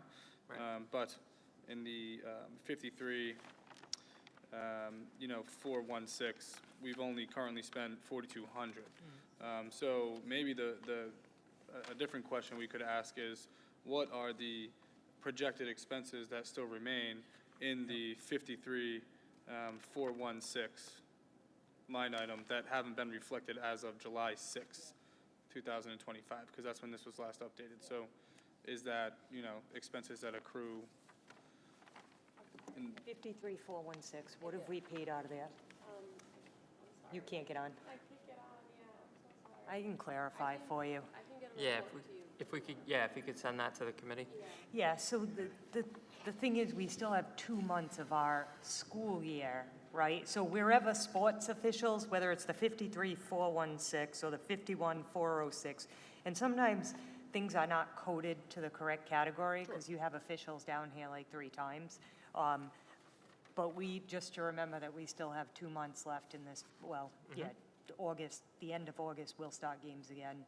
So, and then September, October, we'll be paying officials out of one of these line items. Yeah, the I just remaining don't know FY which '25 one. budget goes through the end of Yeah, October. the end of October. Right, and so I think it's just, would be worthy to see Yeah. when that expense happened in '24, '23, '22, because if it's going to be, stay linear to that trend, then it's gonna add up. But to Dave's point, as of right now, it's like kind of a phantom line item. So we'll clarify the difference between those two line items for you. Thank you. And then, yeah, Sandy, a question, which nobody take offense to this, but looking at that, do we have a dollar amount that we might be able to float money around? Meaning, if we look at them two numbers and we say that got us to July 6th, 4,215, and then we look at 2 more months, we got 55,000 budgeted, that's $40,875 roughly that we have. How could we ever possibly spend that kind of money in 2 months? yeah, so I just don't know I got to find out what's coded to that area. Because if you look at the 51,406 officials, we're over that line item by $5,000. So that is it a coding error? Is it that's what I don't Well, know if it's. But that's what I'm saying, Yeah. that That's what money that stood we out. have there, we could float that down to cover that Yeah. cost. We're not really short there, because we may be over on Right. that one there, that's, Yeah. yep. 51,406 is stipends, athletic event officials, personnel. Which Okay. number is that? That is 51,406. So It that's says probably the athletic assistant event AD. Officials, personnel. That could be It's the 406. assistant stipends for the athletic directors too. Okay, and then you have 51,406. 53,416. 53,416. 53,416 Referees. says officials/referees. It's kind of with the physicians, dentists, crossing Yep. guards, medical claim providers, optometrists, contracted nursing services. Fits right in. Yep, Color socks. it's, yeah, stipend athletic event officials personnel. And 53,406 is other services, so I'm not sure what we have under that, but it's other services. But we still have to check to see if Doesn't that's Yeah, how we what's code been it. coded where? If We'll it's check on correct. what's been coded where, because I have a feeling that things have gotten coded in different places. So some officials may be coded in each of the two categories. But yes, we'd end up combining those. And that's the thing, like with any of the line items that either come in under budget, like we don't necessarily say, okay, we're gonna spend it on this now. It goes to cover some of the line items that we're over, right? So if we have additional money in salary because we didn't fill positions or somebody came in at a lower step after we did the budget, that is gonna cover the deficit in the substitute salary line item. We're not gonna say, oh, great, we have $100,000 to spend because we didn't fill this position, let's go spend it. We're gonna say, we need to reallocate it to the sub line item. So again, like our budget is our best estimate at the time based on, and again, we gave you, I think, 22, 20, or 23, 24, 25, we gave you prior fiscal years so you could see like our spending in each of the categories over the years. So that would help inform some of our decisions, and that's how we basically budget. There's some line items here, like we expect, one of the things that we were talking about was vacation, sick payout. So we expect a significant amount of retirements next year. I We had had asked that some, but prior not to. a lot. I expect that because of the end of the contract, where some people are in, their career, that we'll see a significant number in retirements. And so there is a contract provision that pays out some of their sick time. So we've kind of, in our head, said we need to add more to that line item. Now, if that doesn't happen, that money will be reallocated to a line item, a different line item, but we're anticipating that ahead of time. That's good practice. So it's just, there's a lot that goes into budgeting in a $103 million budget, and just a lot of thought that, like, we try to put. Sandy, I understand it, but if we could just stick on the officials and try to break that Yeah. down for us as a whole, because I got, the two of them is $80,000 Yep. budgeted for this year, but we're only projected, if we look at the last two numbers, maybe 20,000, 25,000. So there's a chunk of money right there Yeah. that just in them two. And that's where I just get a little concerned about, that door could really hit us one day. And I say what's on my mind, at the last budget was fluff money. And Jess, you hit on that where we had said we've always had $25,000 in our snow removal budget twice. And then when I questioned Craig about that, and he got back to me, that was for our contracted services. We never contracted, since we sat here in 13 years, an outside service. But you look at that, that was almost $300,000 of budgeted money that we never was accounted for. We knew we never going to use it. Until we get a snowstorm that's well over a foot, 14 inches, our guys do a great job with our equipment. But for 10 or 12 years almost, we carried a $25,000 budget for snow removal and a $25,000 budget for outside snow removal that technically we never used either or of them. It was always done in-house. And who we used to always do our outside service, which would used to cringe, was Consolidated Concrete. They would send over a massive front-end loader and destroy all our sidewalks at the high school. That's what happened to our sidewalks there. But for 8, 10 years, we never budgeted. We budgeted $50,000, but never used it for no services. And that's where I just want to, because that's important about the door hitting us maybe next year when we do need to shift some of this money and we really find ourselves short. But you can see, like, that's the thing, like, I went back and said, oh, we budgeted $30,000 for this last year. We only used, in the last 5 years, we've only used $50,000. I cut those line items to $50,000. Right, no, Like, you'll see a that's- lot of that's line what I'm saying, items where I've exactly. made cuts We've this taken- yeah, year. so we've taken because out I've of the looked snow at the removal and history. we've used Right. it for mulch Right. prior years, Right, well, that's exactly. when we had yeah. it left over. Yeah, so like That's I've what you're tried to supposed to look do, right? at the Reallocate the history of funds. each line item and adjust accordingly based on what we've spent over the years. And I just want to bring this up. I got a bad issue about my brain constantly rolling when people talk. Just a follow up on the mulch. If we're not mistaken, all our playground equipment has a black line on it.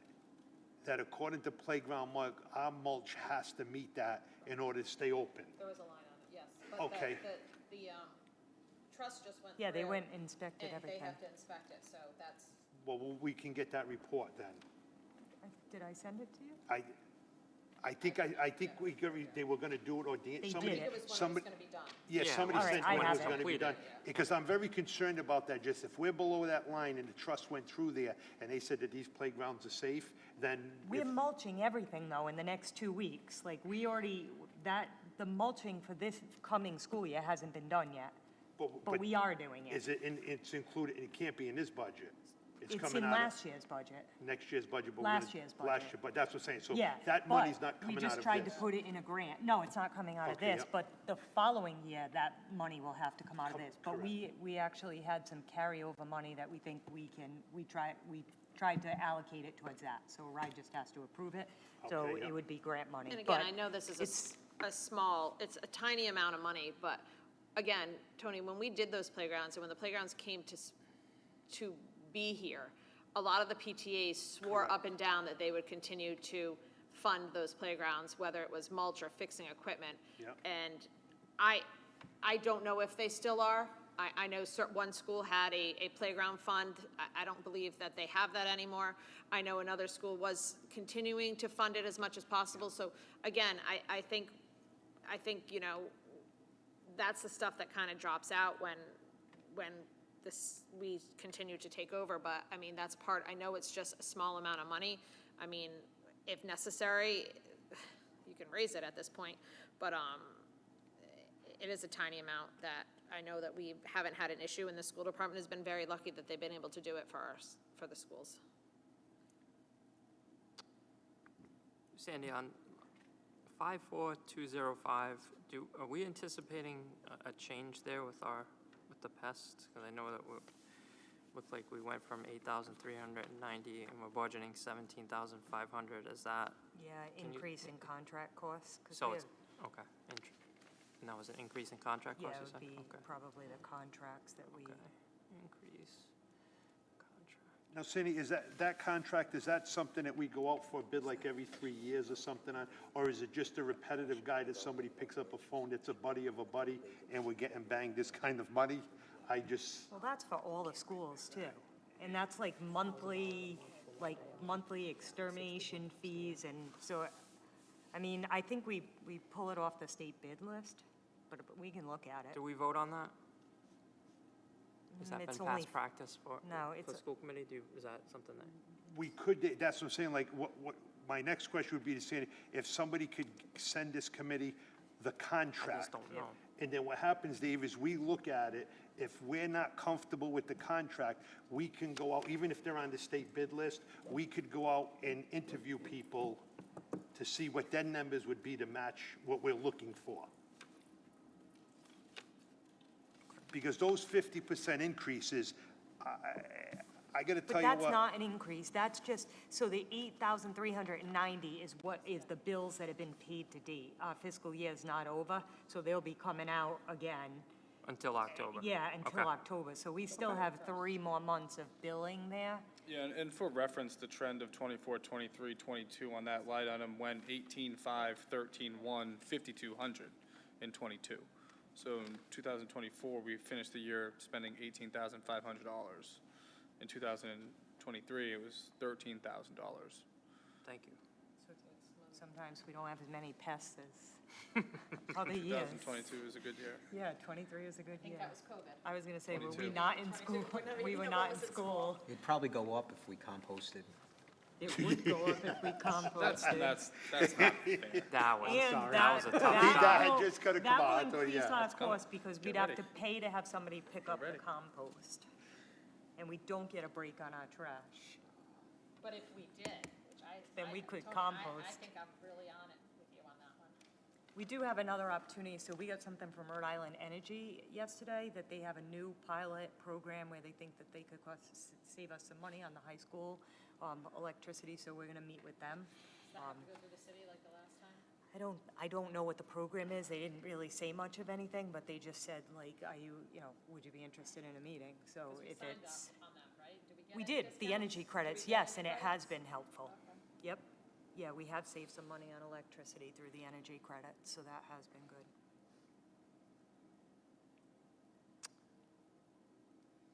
Five, four, 320, are we under budget there? Or is that about where we should be? 5, 4, Tech repairs? 3, 2, 0, tech repairs. Oh, it looks like we're over budget on that, right? We only budgeted 7,500, where we spent 3,600. I'm sorry, I meant to say that. Yeah, we're over budget on That's what I that. meant. That's, Yep. apologize. And so I meant to you say can over see budget. I increased the budget some Okay. for next year.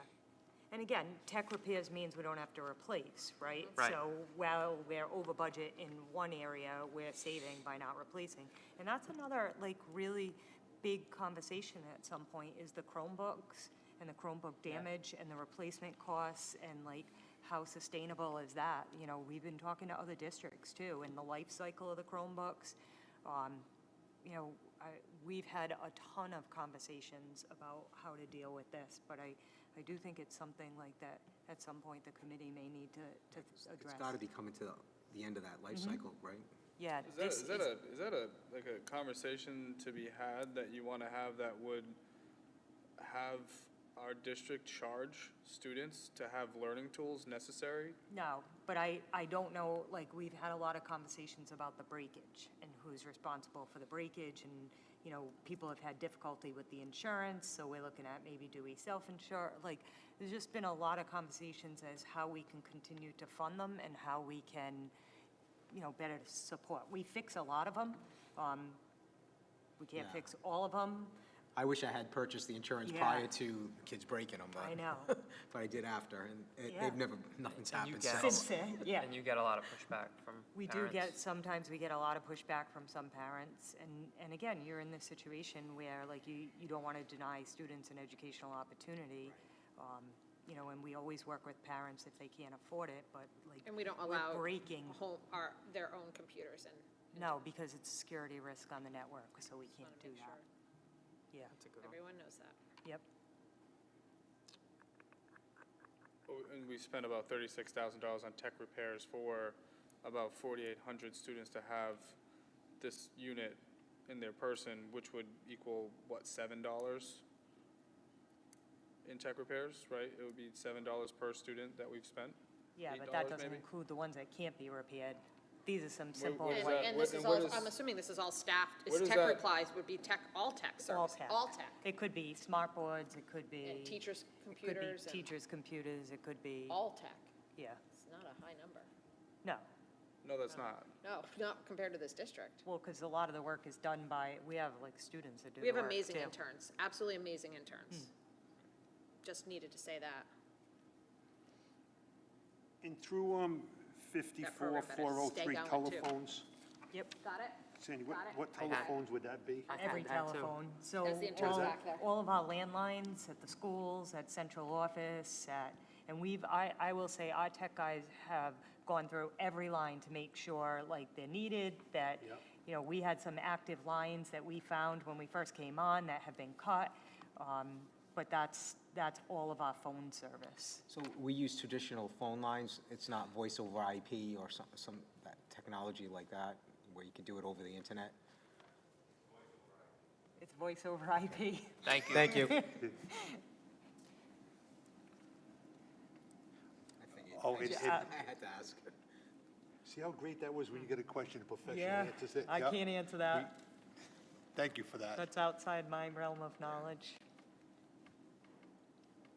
And so, I can't remember if we went over this at the last budget meeting, but 54407 internet, is there any, like, major changes to that line item there? Yeah, and those are actual numbers. So we had budgeted, we're at 30 right now, so we're over last year's budget, and then we're budgeting 50 next year.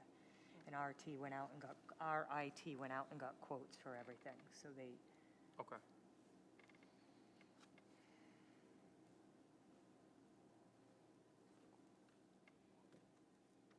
God, my handwriting is atrocious.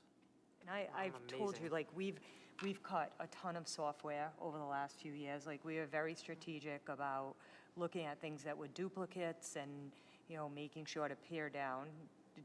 Didn't go over well, but, I mean, there are software programs. We're switching over from GoGuardian to Livewire, I believe it is, because there's a significant cost savings and it has the same capabilities. So our IT has looked at like every line item, every program, and looked for alternatives that are less expensive but still have the same functionality. So we've made a lot of cuts to that line item too. On 54902, can you just give us just a brief outlay of what that consists of? Yeah, that's our alarms. Okay. So alarms. So that's all like the school alarms. Yeah, I think there's a lot of value in just looking at the total expenses in 24, 23, and 22. Like, Yep. just for an example, in 24, we spent a total of 86,000, 23 was 69,000, 22 was 73,000. So, you know, looking at some of these costs, I think it's a kudos to Dr. Fran and Oh, Alex yeah, and the absolutely. team, because we are, these numbers that we have here are as of July 3rd.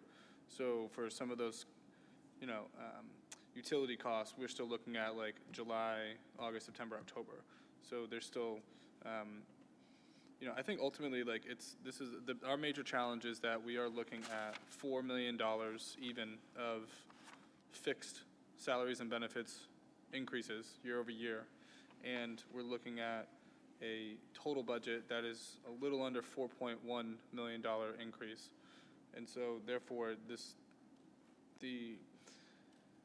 back to Mr. Ferrera's point, this really falls on if our local municipality in the city would grant us a 4%, $2.2 million increase that we would need to be able to balance this budget.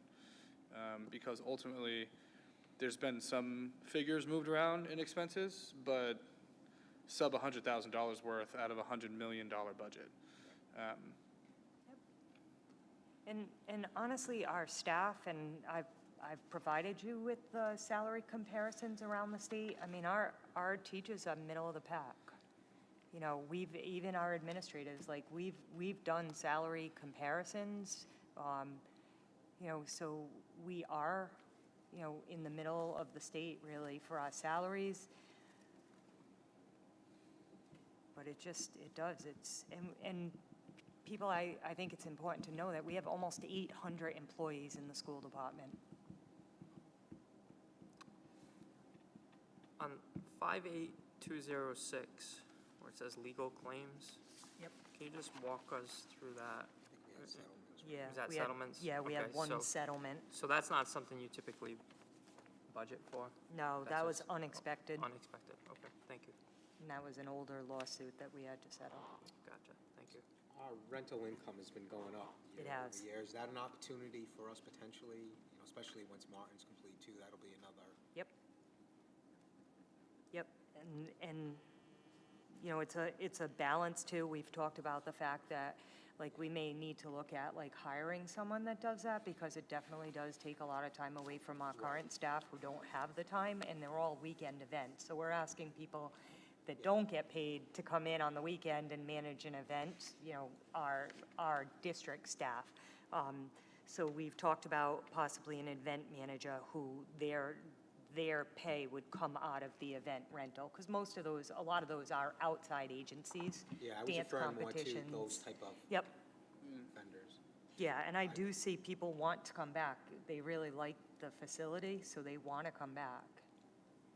And I do think, like, the other thing we've talked about is looking at the fees that we charge. Right. And I think we sent those out, so that may be another place where we can look at, Again, some affecting those, the increase. dance studio type. Correct. Steny, a question, when do you think the city, or did anybody from the city contact you when they want our budget sent to them? You typically, mid-August, we've gone, or mid to late August, the second to third week, we've gone to city council with the budget, once it gets approved by the school committee. I'm not sure that they're ready for us. We haven't gone to, usually we'll go and meet with the mayor also to present him the budget. I'm not sure. When are they starting their workshops? I don't, I don't know. Do you They've know? got one meeting this month on the you're, 19th. you're in the middle of just drafting the budget? You haven't gone to city council? Do you have a estimated date for when you're gonna start with city council? Okay. So even if we look at getting it to them for September, they pressured us last time, but, because the reason that I'm questioning, that's gonna take us the rest of this whole month to get these updated, because as it says, as of July 6th. Yep. So we could get all these other bills, because if we look at 56217, plumbing and heating, we're What at was that number again? 56217, the very bottom page, Dave. Yep. Plumbing and heating, 55,000, Yeah, I had that highlighted too. Yep. and then we budgeted for 125. Yeah. So do we see anything in it that we didn't pay a large sum? Because we budgeted 125, but right now we're at 55. So there's about a $43,000 gap. And then we balanced for the new budget at 100. So that would be a $20,000 increase from that. So that's what I'm saying, is as I look through these here, there's $10,000 and $20,000 differences from all of this based on the numbers that we're using as of July 6th. But it's kind of easy to follow them over, because if something's 35,000, I looked at it as 10 months because we got 3 months left. And like if you look at the heating, gas and heating, we probably aren't going to run and much more gas, because we're going to have to cook the food and stuff, but there's still close to an $80,000 difference. Are we really going to spend $80,000 in the next 2.5 months. So we're always going to have the flexibility to move those line items around. I mean, and I don't mean any disrespect by this, it's small money, $10,000 here, $10,000 here, especially when we have a $400,000 overage on the sub-line item. So basically, if you ask me where any of those overages were going, they're all going to that item this year. But like, we can, even if you approve the overall budget, the bottom line dollar, we have the ability, like, to look at the budget and move things around as things don't pan out, right? So if we estimated that we were gonna spend 125 on plumbing, we're lucky, we have a good year, we only spend 50,000, we can move that. It ends up going to cover another line item that went over.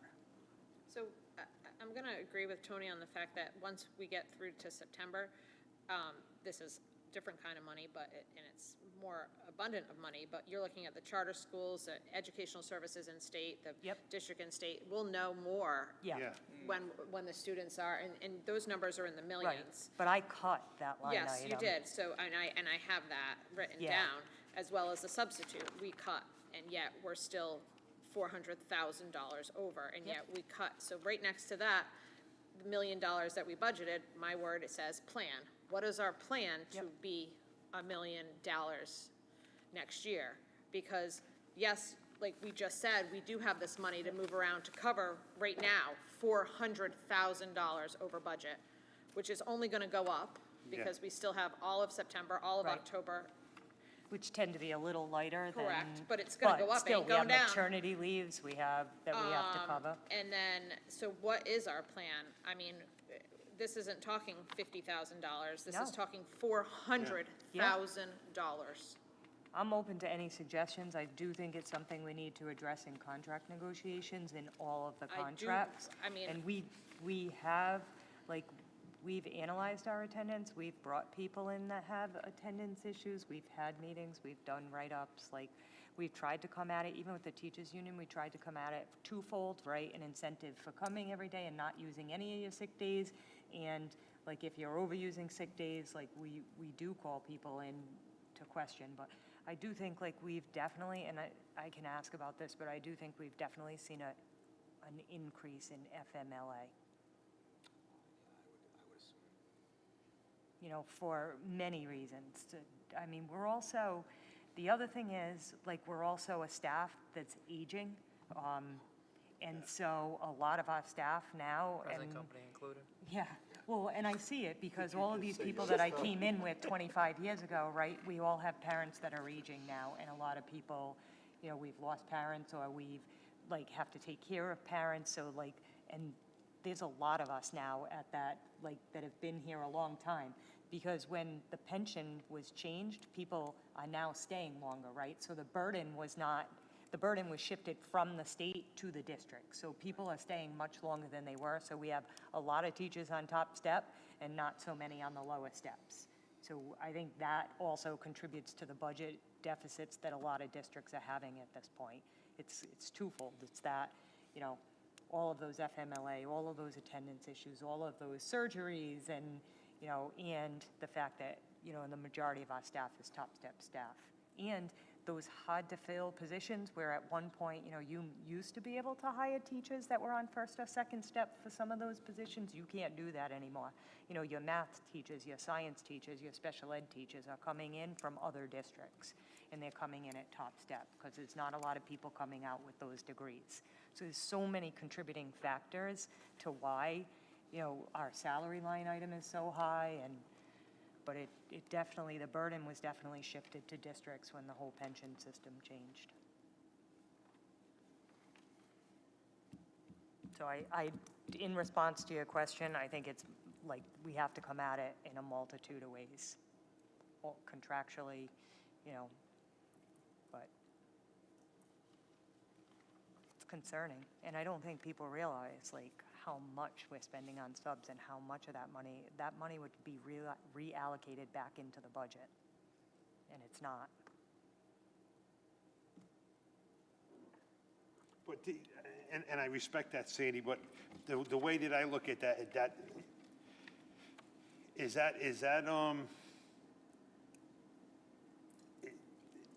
I may word this wrong and I apologize ahead of time, but is that, in other words, a block in front of my thought process to go after the city, to relieve us on some of this? Because if these numbers were really tight, belt and suspenders numbers, and we're looking at this shortfall, a lot of this budget is gonna work. I really want it to work, but it's, once again, countless hours of moving money, which is costing us money.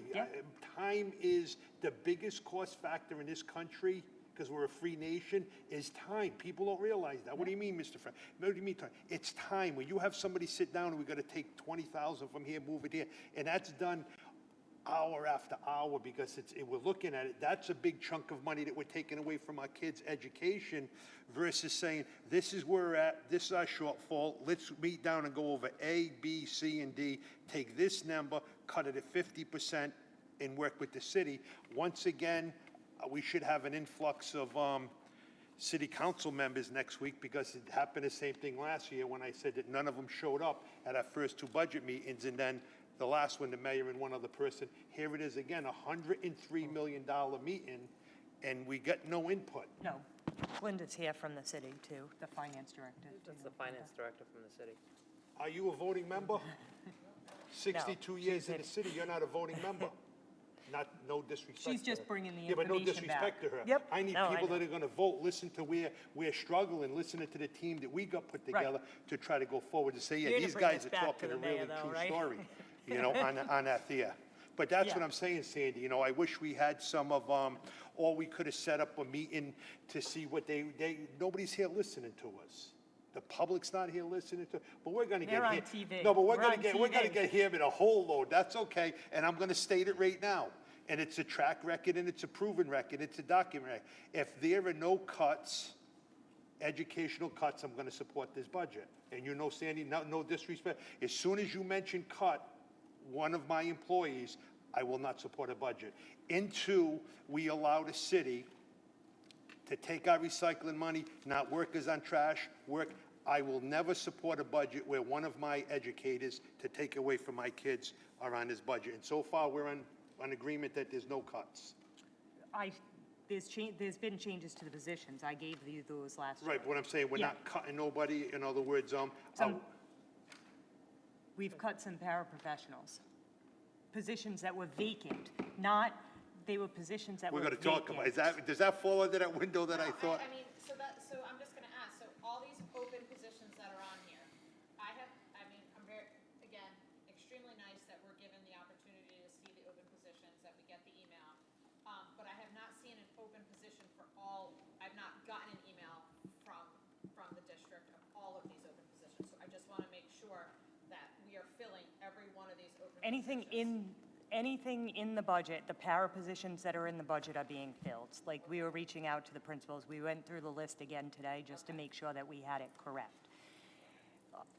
There's a couple of central office positions that we have not filled yet, that we're holding on still. Speech and language pathologist, we filled. I believe we filled both of The MLL those. coach, we filled. No, United hasn't posted that because the MLL categorical is still waiting for approval on that. I just wanna, And the staff accountant position? We filled. Okay. We filled that one, and we filled the controller position, and they start in the next week or two. reading specialist at the high school, is that money? So we are gonna have to, so we lost the first candidate because we were waiting to see on what was gonna happen with funding, but I believe we made an offer to our Okay, 'cause candidate today. There's no funding next to this, that's why. It's not grant funded. It's not grant funded, okay. No, but my concern was if we lost all of our grant funding, that we were gonna have to move things around, because I would not have been able to do that in the budget. And all of these paraprofessionals that are open.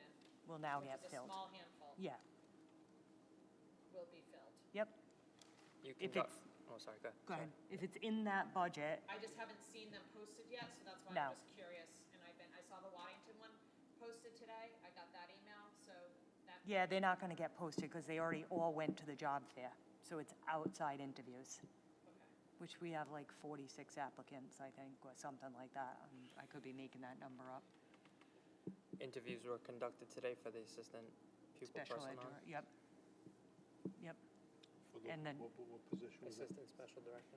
How many candidates are there, do you know? We had two, but I Two think they total? did two that were interviewed today, but I believe that they also did interviews while I was away, and I don't know if that was one or two people, I can't remember.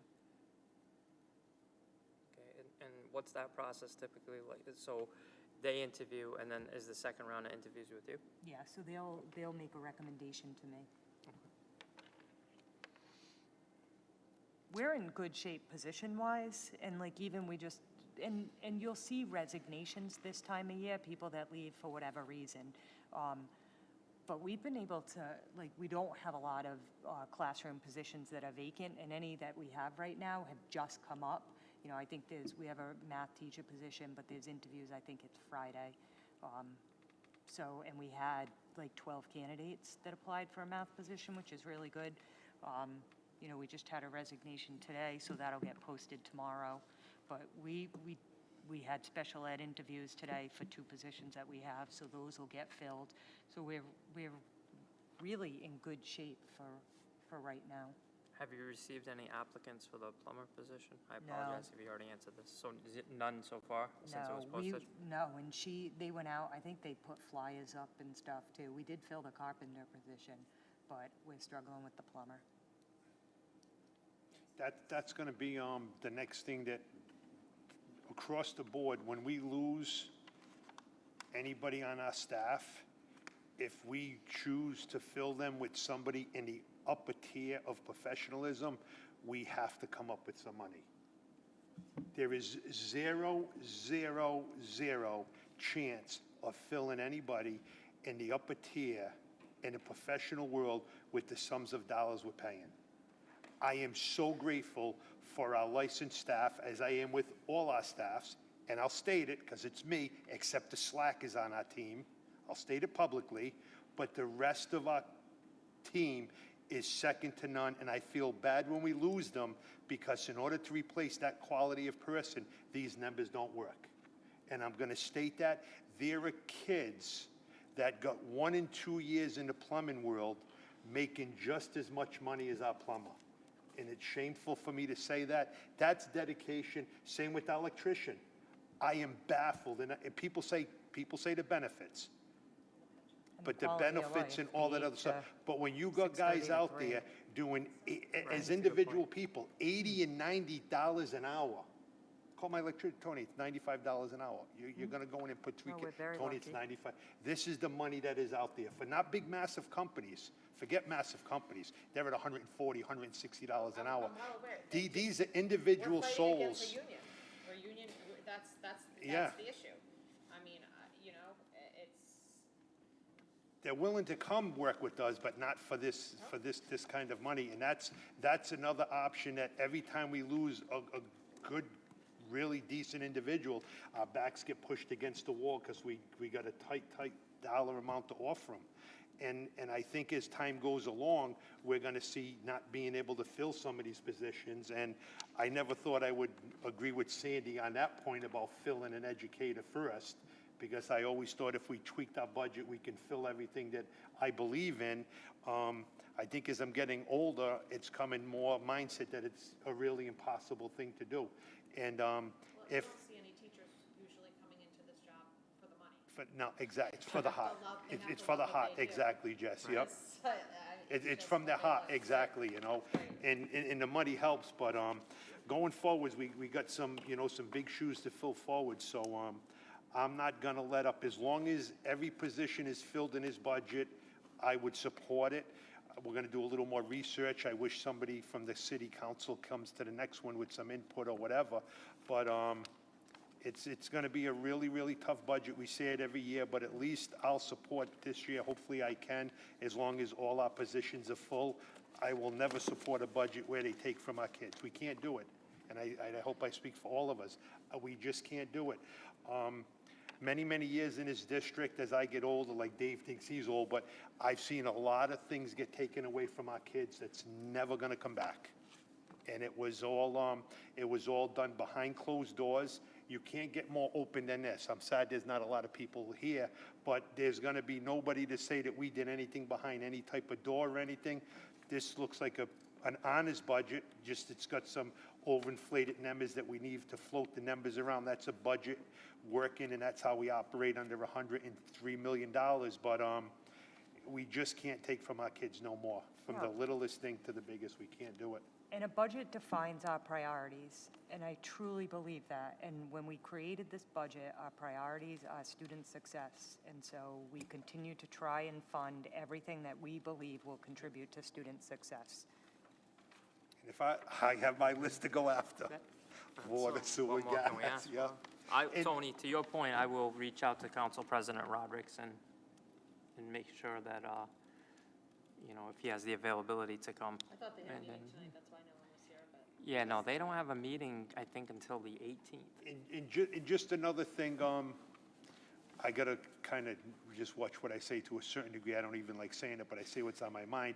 Another thing I wish we could try to, and Dave, the mayor did work with us, putting the grind down at the schools for us. Yes. You know, as soon as we mentioned that to you, he did it I think within hours. Yes. Those are the success things that I like to see in our community, where the crew that does the Bright Ridge block, which is a massive block, those guys do, and ladies, one of them retired, one of the best plowers this city had in years, she retired. But those are the type of individuals that step up to the plate on a daily basis for us in our snowstorms, and they take my block out almost curb to curb or grass line to grass line. It'd be great to be able to see if they're cutting down on their things and we didn't bring our guys in because we're not there into a Sunday, but if they could help hit our schools on a Saturday if they're there. These are the type of things that we as a city, and we haven't done it in 10 years, sit down quarterly and discuss our situations, where we can help them, where we can help, and back and forth. Why we're in this situation, I know it's political, that's what we all raise our hand to do our best ability, but it's a flaw. But until we get support like that, those are the things that are already paid for. My streets are plowed phenomenally, that whole Bright Ridge block is fun. If we can ever get that crew to hit the new mountain, where it's gonna be tough the first year, hopefully they didn't do what they did to this high school and make it a nightmare to plow. That's where we gotta meet with the city people. That's where we have to say, listen, put bygones about who I don't like. I'll tell people who I don't like. They know I don't like them. They know why I don't like them. That's nothing to do with my kids or my elderly of this community. Grow up, be a man, be a lady, sit down to the table, put personal feelings aside, and let's work on the taxpayer's dollar. And we can get a lot from the city at zero cost from the taxpayers if we can get cooperation back and forth. We can get a lot of these items taken care of, and I think the time hopefully could be this budget or next budget. Thank you. And I do want to say the city has been very good to us. Like, we have a very good working relationship with DPW, with Eric and Dan, and, you know, even with the police department and the fire department, like, this city works together, you know, and we are grateful for that. If we call up the city and we ask them for something, they usually, you know, the reason that we got such, like, good paving costs, they went out to bid on all of our paving projects, too. So, you know, they always will help us. I'm gonna leave that go, but I'm not gonna leave it go. Who says it's a good number? Because we had other bids, too. Like, we had other, With what specifications? Do we use the same city Yeah. specifications and everything? We did. Because I had 5 small asphalt people come up to me and say, Tony, how come I didn't get a chance to bid that? And I said, I didn't get involved with it. The city rolled that into that. Yep. There are 4 or 5 decent asphalt companies, medium to small, that could handle decent-sized parking lots that never had an option to bid that. So when I hear that, Sandy, I just look at both sides of the coin. If nobody was allowed to bid at that and somebody says this is a good number, we I did don't have- have nothing to, you know, to match that Yep. to, you know? I don't want to speak for the city, but I'm assuming there was an RFP Yeah, that went out. that- I mean, yeah. that specified our right. projects Our as well. projects were included in that. Yeah, but that was included with the road project. Right. That's what I'm saying. So Oh, the you road- wanted a separate Right, the one. road projects can only be handled by the multi-mega corporations. That's what I'm saying, Tony. You know, it didn't get rolled out and broken up. It got rolled in, so only 3 companies within 100 miles could bid on it. I will just add that anytime I've reached out to the mayor for assistance here, I haven't been told no yet, Oh, yeah, yeah. which is a good thing, so I'll just add that.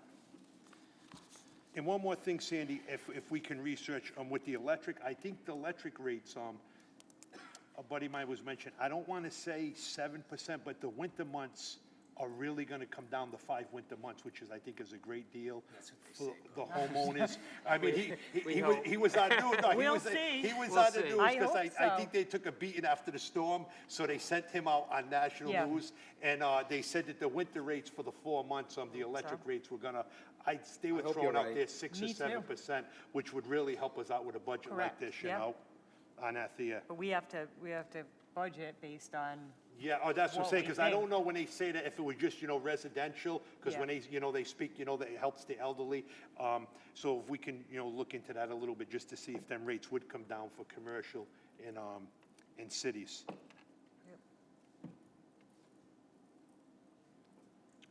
What's our plan? Are we gonna have another one of these? That's up to the committee. And Through the chair, there's been zero movement on, since July 6th. Do we expect there to be any additional movement after tonight's meeting? do you mean like line item changes? Unless you have suggestions, I feel like this is our best. Yeah, and I think I mean, if we have until middle of September before we need to present this to the city council, I think to Tony's point, if we were able to have an updated FY25 spending that might be able to encompass 9 to 10 months worth, and we might be able to have a better idea of what any savings would be. I mean, essentially, we're looking for cost savings that are going to be $100,000 plus. And those would just be probably reallocated to some of the other line items. But it would, Yeah. I think it would give us, especially for the special education area group, what we're looking at. And I don't want to throw any wrench in this, but I mean, if a student comes in next week and has a one-on-one nurse, we've just now added, Right. added to this. So, which we've had for years in our district, and Yep. we've had to, so, again, anything could change over the next couple of weeks, but I'd like to see, especially when we get closer to student enrollment time, to see what we're Yeah. looking, because those are the numbers that are gonna change. Those Right. are- Right, I mean, and those so are the $100,000 we're looking at the numbers. first meeting in September is going to be the 9th? yes, I feel like that's what- So, I mean, on September 9th, if we could have like an updated FY25 expenditures up to, September 6th or 8th, Yeah. we could then, if we had some days in advance, even if it was updated as of September 2nd, Yep. this committee could then have, that week leading into that school committee meeting to see if anything is identified, have that as a discussion item on that meeting's agenda, and then talk about any high-level changes that might be able to be implemented. And then if not, I think we're going to end up landing exactly where we are in this moment. right. And we have a meeting scheduled for the 28th of this month. So we have the 12th and then the 28th. So we actually have 3 meetings this month. Our expenses are much lower, obviously, this time of year, because there's no Right. students in or anything, so we had like our summer expenses. So this will change some. Sure. But even like payroll, I mean, we it could pay give all like year Alex an round, opportunity to but like not- kind of not forecast what carries. the remaining 8 weeks are going to be in the So that'll year. be Right, the- that's- Versus I'd like the to say 28th is the 16 weeks, first day sorry. of school, so we gotta, 27th, right? well, it's for some students, but the other Yeah, ones is then- the 28th, so yeah. I think that, as far as so it is staff So, goes, I don't know. School committee wants to keep that 28th meeting as just a regular meeting, not a budget meeting, correct? I think it would be a waste of, irrelevant to have it as a budget meeting if Okay. nothing's No, going no, to change just- from here, yeah. But I think having that as a line item on the September meeting, even if that's a big portion of that meeting, if there's something to discuss. Just the only thing I Would be need from you valuable. is if them positions are all gonna be full, do you got? I'm gonna do my best. You said, Ryan, that's- updated because as of that's- September I don't know 2nd. if know what And the- I mean, that way it would give us a whole week Yeah, to right. be able to. No, if I'm fine with that. We got a copy of it, we could at least take a look Sure. and, review it and then come to the meeting prepared. Again, it's gonna We'd have be able to change. get a copy in advance, like, Yep. as of the 2nd, for example. Yeah, Thank you. that works. It's gonna have to change, drastically. Of course, and if there's nothing significant, then it's, It would only be those situations you referred to. And it's And happened, it very well it's can happened happen. years after years after years, so, Beyond our control. right. That's a good point. And that's what we see every day. New registrations and the needs coming in. I mean, we have 36 kindergartners slated for self-contained to start the year. And that shouldn't be a surprise based on the Nope. special, what we're having at the pre-K level, which, going back to our state legislators, we're still getting the same amount of money that we got for pre-K that we did when we first opened. Yeah. Which is not changing, and the needs are changing. Like, there was no nurse slated for that program, we put a nurse in. There was no secretary, we put a secretary, administrative assistant in. There's OT, there's PT, I mean, there's so much happening in that school, and that's what, look at the numbers that we're getting from it. We estimated, I think, $500,000 above the state aid for pre-K, That the East Providence taxpayers are putting into that. for pre-K. That was supposed to be a funded program. Correct. That took off And like a rocket it did. ship, and they It forgot to funded- fuel It us. funded until, Yep. until they don't want to fund But, anymore. yeah, I mean, It's all the supplemental services and the needs that weren't anticipated that, you know, like I said, we have a full-time, 2 full-time special ed teachers. One goes out to other pre-Ks, but there's just a lot of expenses in there that are not part of, there are one-on-one paraprofessionals, there are Yep. paraprofessionals, there are stuff that the state, you know, I guess they just thought it was gonna be the, you know, I don't know what they thought. I mean, stop That it. conversation it's no, you know, everyone knows I go to the school a lot. I enjoy that school a lot, and it's very much, it's amazing what we're doing, and I love to take the numbers for our students that first started there to where they are now, because I'm sure that they are excelling. They're not in summer school. I'm just, the program is phenomenal, but the fact that the state said, here you go, yeah, we've gotten slight increases in the classroom expenses, but they're not in line with our salary increases. right, so you have the, yeah, because our teachers, And so how many kids are we gonna accept this year? I believe it's 144. we're at 149 current, 149, 18 right? times 84 classrooms, 16 walk-in, 149, total, why do I have 249? That's the ELC too. yeah. That's including both. So it's in this 250 students in that, Right- in right that now. building, Times in the building. Yep, and our little The- pre-K that the state was supposed to fund. 144 One- in the state pre-K. The state, And yeah. then another approximately 100 students in the ELC. So almost 250 little A guys. little less than that, sorry, maybe Yeah. 80, 60, You 80, said 84 here, 80, but this 80. was from July. Right, and so some will 16 walk-in. transition out, and then the ELC is a rolling admission. So we'll start out lower in September, but as students turn 3 and 4, they roll into the, But see, that's, Under the same building. right, Yeah. but see, just, and all of us, I speak for, you know, but that is, it just, when you said, they put that program together on a study, that's the most important age to get these kids started. They knew it, they spent a lot of money throughout New England researching that, and they pushed for this program, and we jumped on board with it, which we should have. And it was supposed, like I said, funded 100% with the addition, as long as we met certain increases, they would keep funding. We bypassed the increases, and they deducted the money on us. Talk about a shameful thing to do to little kids. And not only that, their teachers have to go to more PD than, I mean, they're top-notch educators, and again, the program is phenomenal, and I'm thankful that we are the leading, I think we are the leading in the state. Absolutely. But, you know, they didn't, you know, contractual increases not included, health insurance increases not included, you know, students that may need a one-on-one not included. That's- A nurse not included, like stuff like that wasn't, back in the day, wasn't considered.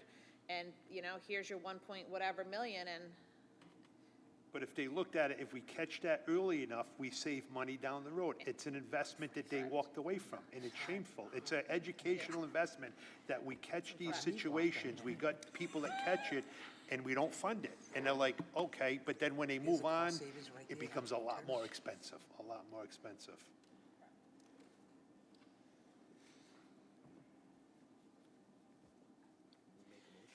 Well, I just want to throw out a reminder that next week we will be at City Hall. We haven't been there in a while, so Is that Tuesday? next Tuesday. I'll have them spray. Is the green still around the, don't get me going in there, We're a school Jess. committee, we belong in the schools. I will entertain a motion to adjourn. Can I just ask, so what are we doing? Are we doing any more budget meetings, or is this? I left that up to, we have that date on the 28th, but it sounds like it's, to Ryan's point, we're not really going to have any information. So I would agree with Ryan in terms of putting that on the September 9th, where we'd have that update on September 2nd, which would give us approximately a week to digest and see if there's any. Right, yeah. And is that when we're gonna pass our budget then, that night? Without that's what I'm saying, that's, I think that would depend on, right. Changes. Wouldn't that depend on if we saw an unexpected increase? Yeah, I mean, from, like, what I kind of proposed was that the budget draft we had tonight had 0 changes from the budget draft we have on July 6th. And so therefore, if Alex is able to apply the expenses that are the difference between the July 6th that we have here and, say, September 2nd, we could then have an opportunity to look through those expenses and see if there are any trends going either up or down where we might be able to identify additional cost savings, which, you know, if there were a larger sum of money, we'd be able to, you know, make an impact elsewhere, like, you know, apply them differently. But if Dr. Ferrand stated that she doesn't expect to make any adjustments to the current budget draft we have now, so to talk about the same exact thing in 2 weeks, I'm not sure what we would talk about. but I just wanna make sure that education-wise, we're funded across the board 100%, except some positions that we don't have, or we can get an updated on that. Yeah, I mean, according to Dr. I Ferrand, didn't none of cut that any of that. changes. Nope, None of this being nothing's cut. kind of getting cut or added. They may be vacant because we don't have a candidate, but. Yeah. They're Right, not- but that's what I'm saying, They're as not long vacant as- because we're yeah, not yeah. funding it, No. yeah. That's where we're at right now. The position list that I gave you are any cuts that we've made. And some of those are class size cuts, some of those are because we made cuts last year to classrooms and it follows that group. But All right, then can we push that updated list to the beginning of September, because our next meeting is what's on the 8th or the 9th, September? That's what we're doing. That's what I'm saying, We'll so get we an can, update I think on if we, September if we could roll that into, at least a couple days ahead of time.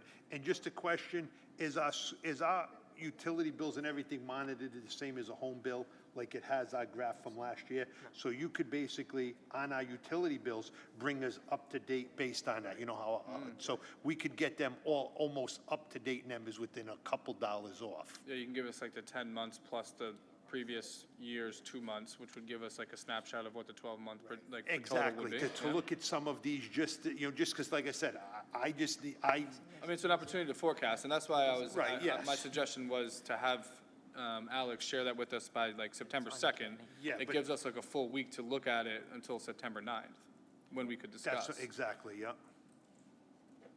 And then making we that as a can- voting item is, that's up to the chair to decide if he wants to put it on then, or, I And think, then, is that the night we're gonna vote on our budget, or we're gonna vote on the budget now, is the question? No, no, Okay, no. so the next meeting is what, the next meeting is when we're gonna vote on this? The September meeting. the September 9th. Okay, September 9th.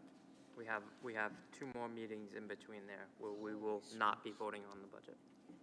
And all, like, what we present to the city is really, I mean, we give them an overview, but we present the bottom line number. I mean, they don't care if we move $10,000 from one line item to Again. the other. So if we. That's for this body if to we decide. Right, and so if we needed to get it to the city before that, we could vote on the overall budget numbers and the requests from the city, and then I can check with Andrew, but you can move line item to line item at any time. And that's all it's gonna be. I mean, if the committee agrees that this is the ask is the ask from the city, and then we just move line items around as we see changes. Are we gonna continue to have 3 meetings, are we gonna keep the 3 meetings scheduled for August, or are we gonna consider? We're keeping the 12th, Yeah. that's yeah. for sure. That's, again, I'm not going to make a No, decision. I'm just asking. What is the consensus of the committee as far as the 28th? Again, to meet for no reason is we- ridiculous. To to meet for a reason. But God forbid I say that, because then it'll be like, Jessica, Why, they're coming to another meeting. I disagree with you.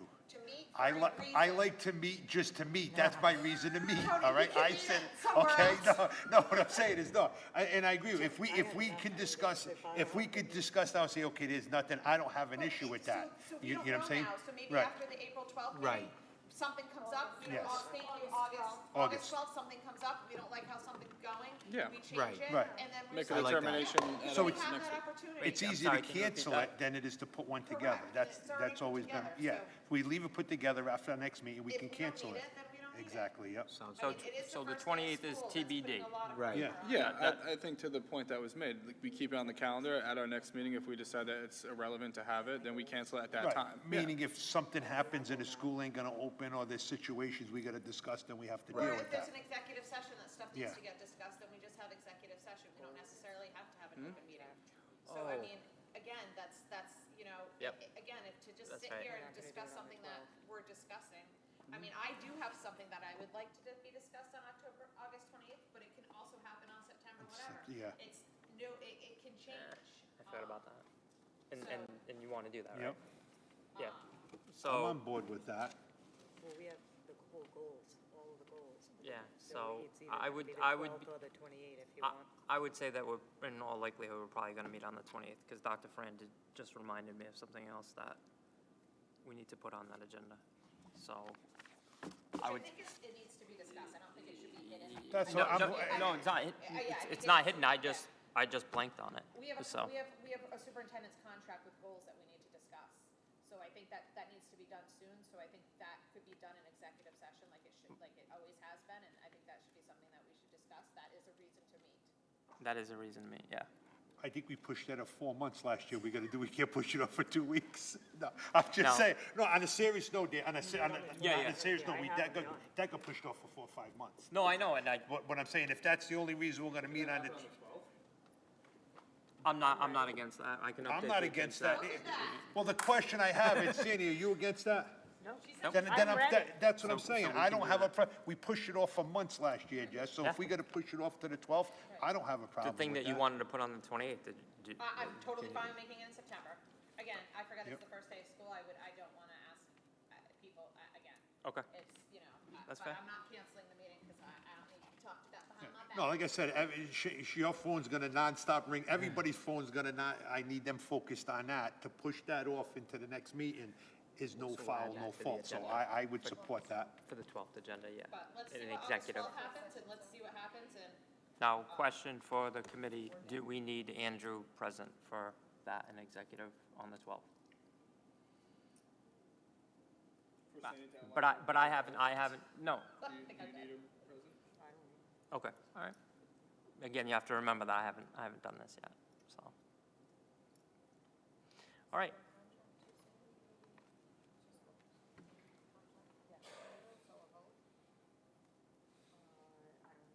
We can talk tomorrow, I'm not sure. I always want to structure it.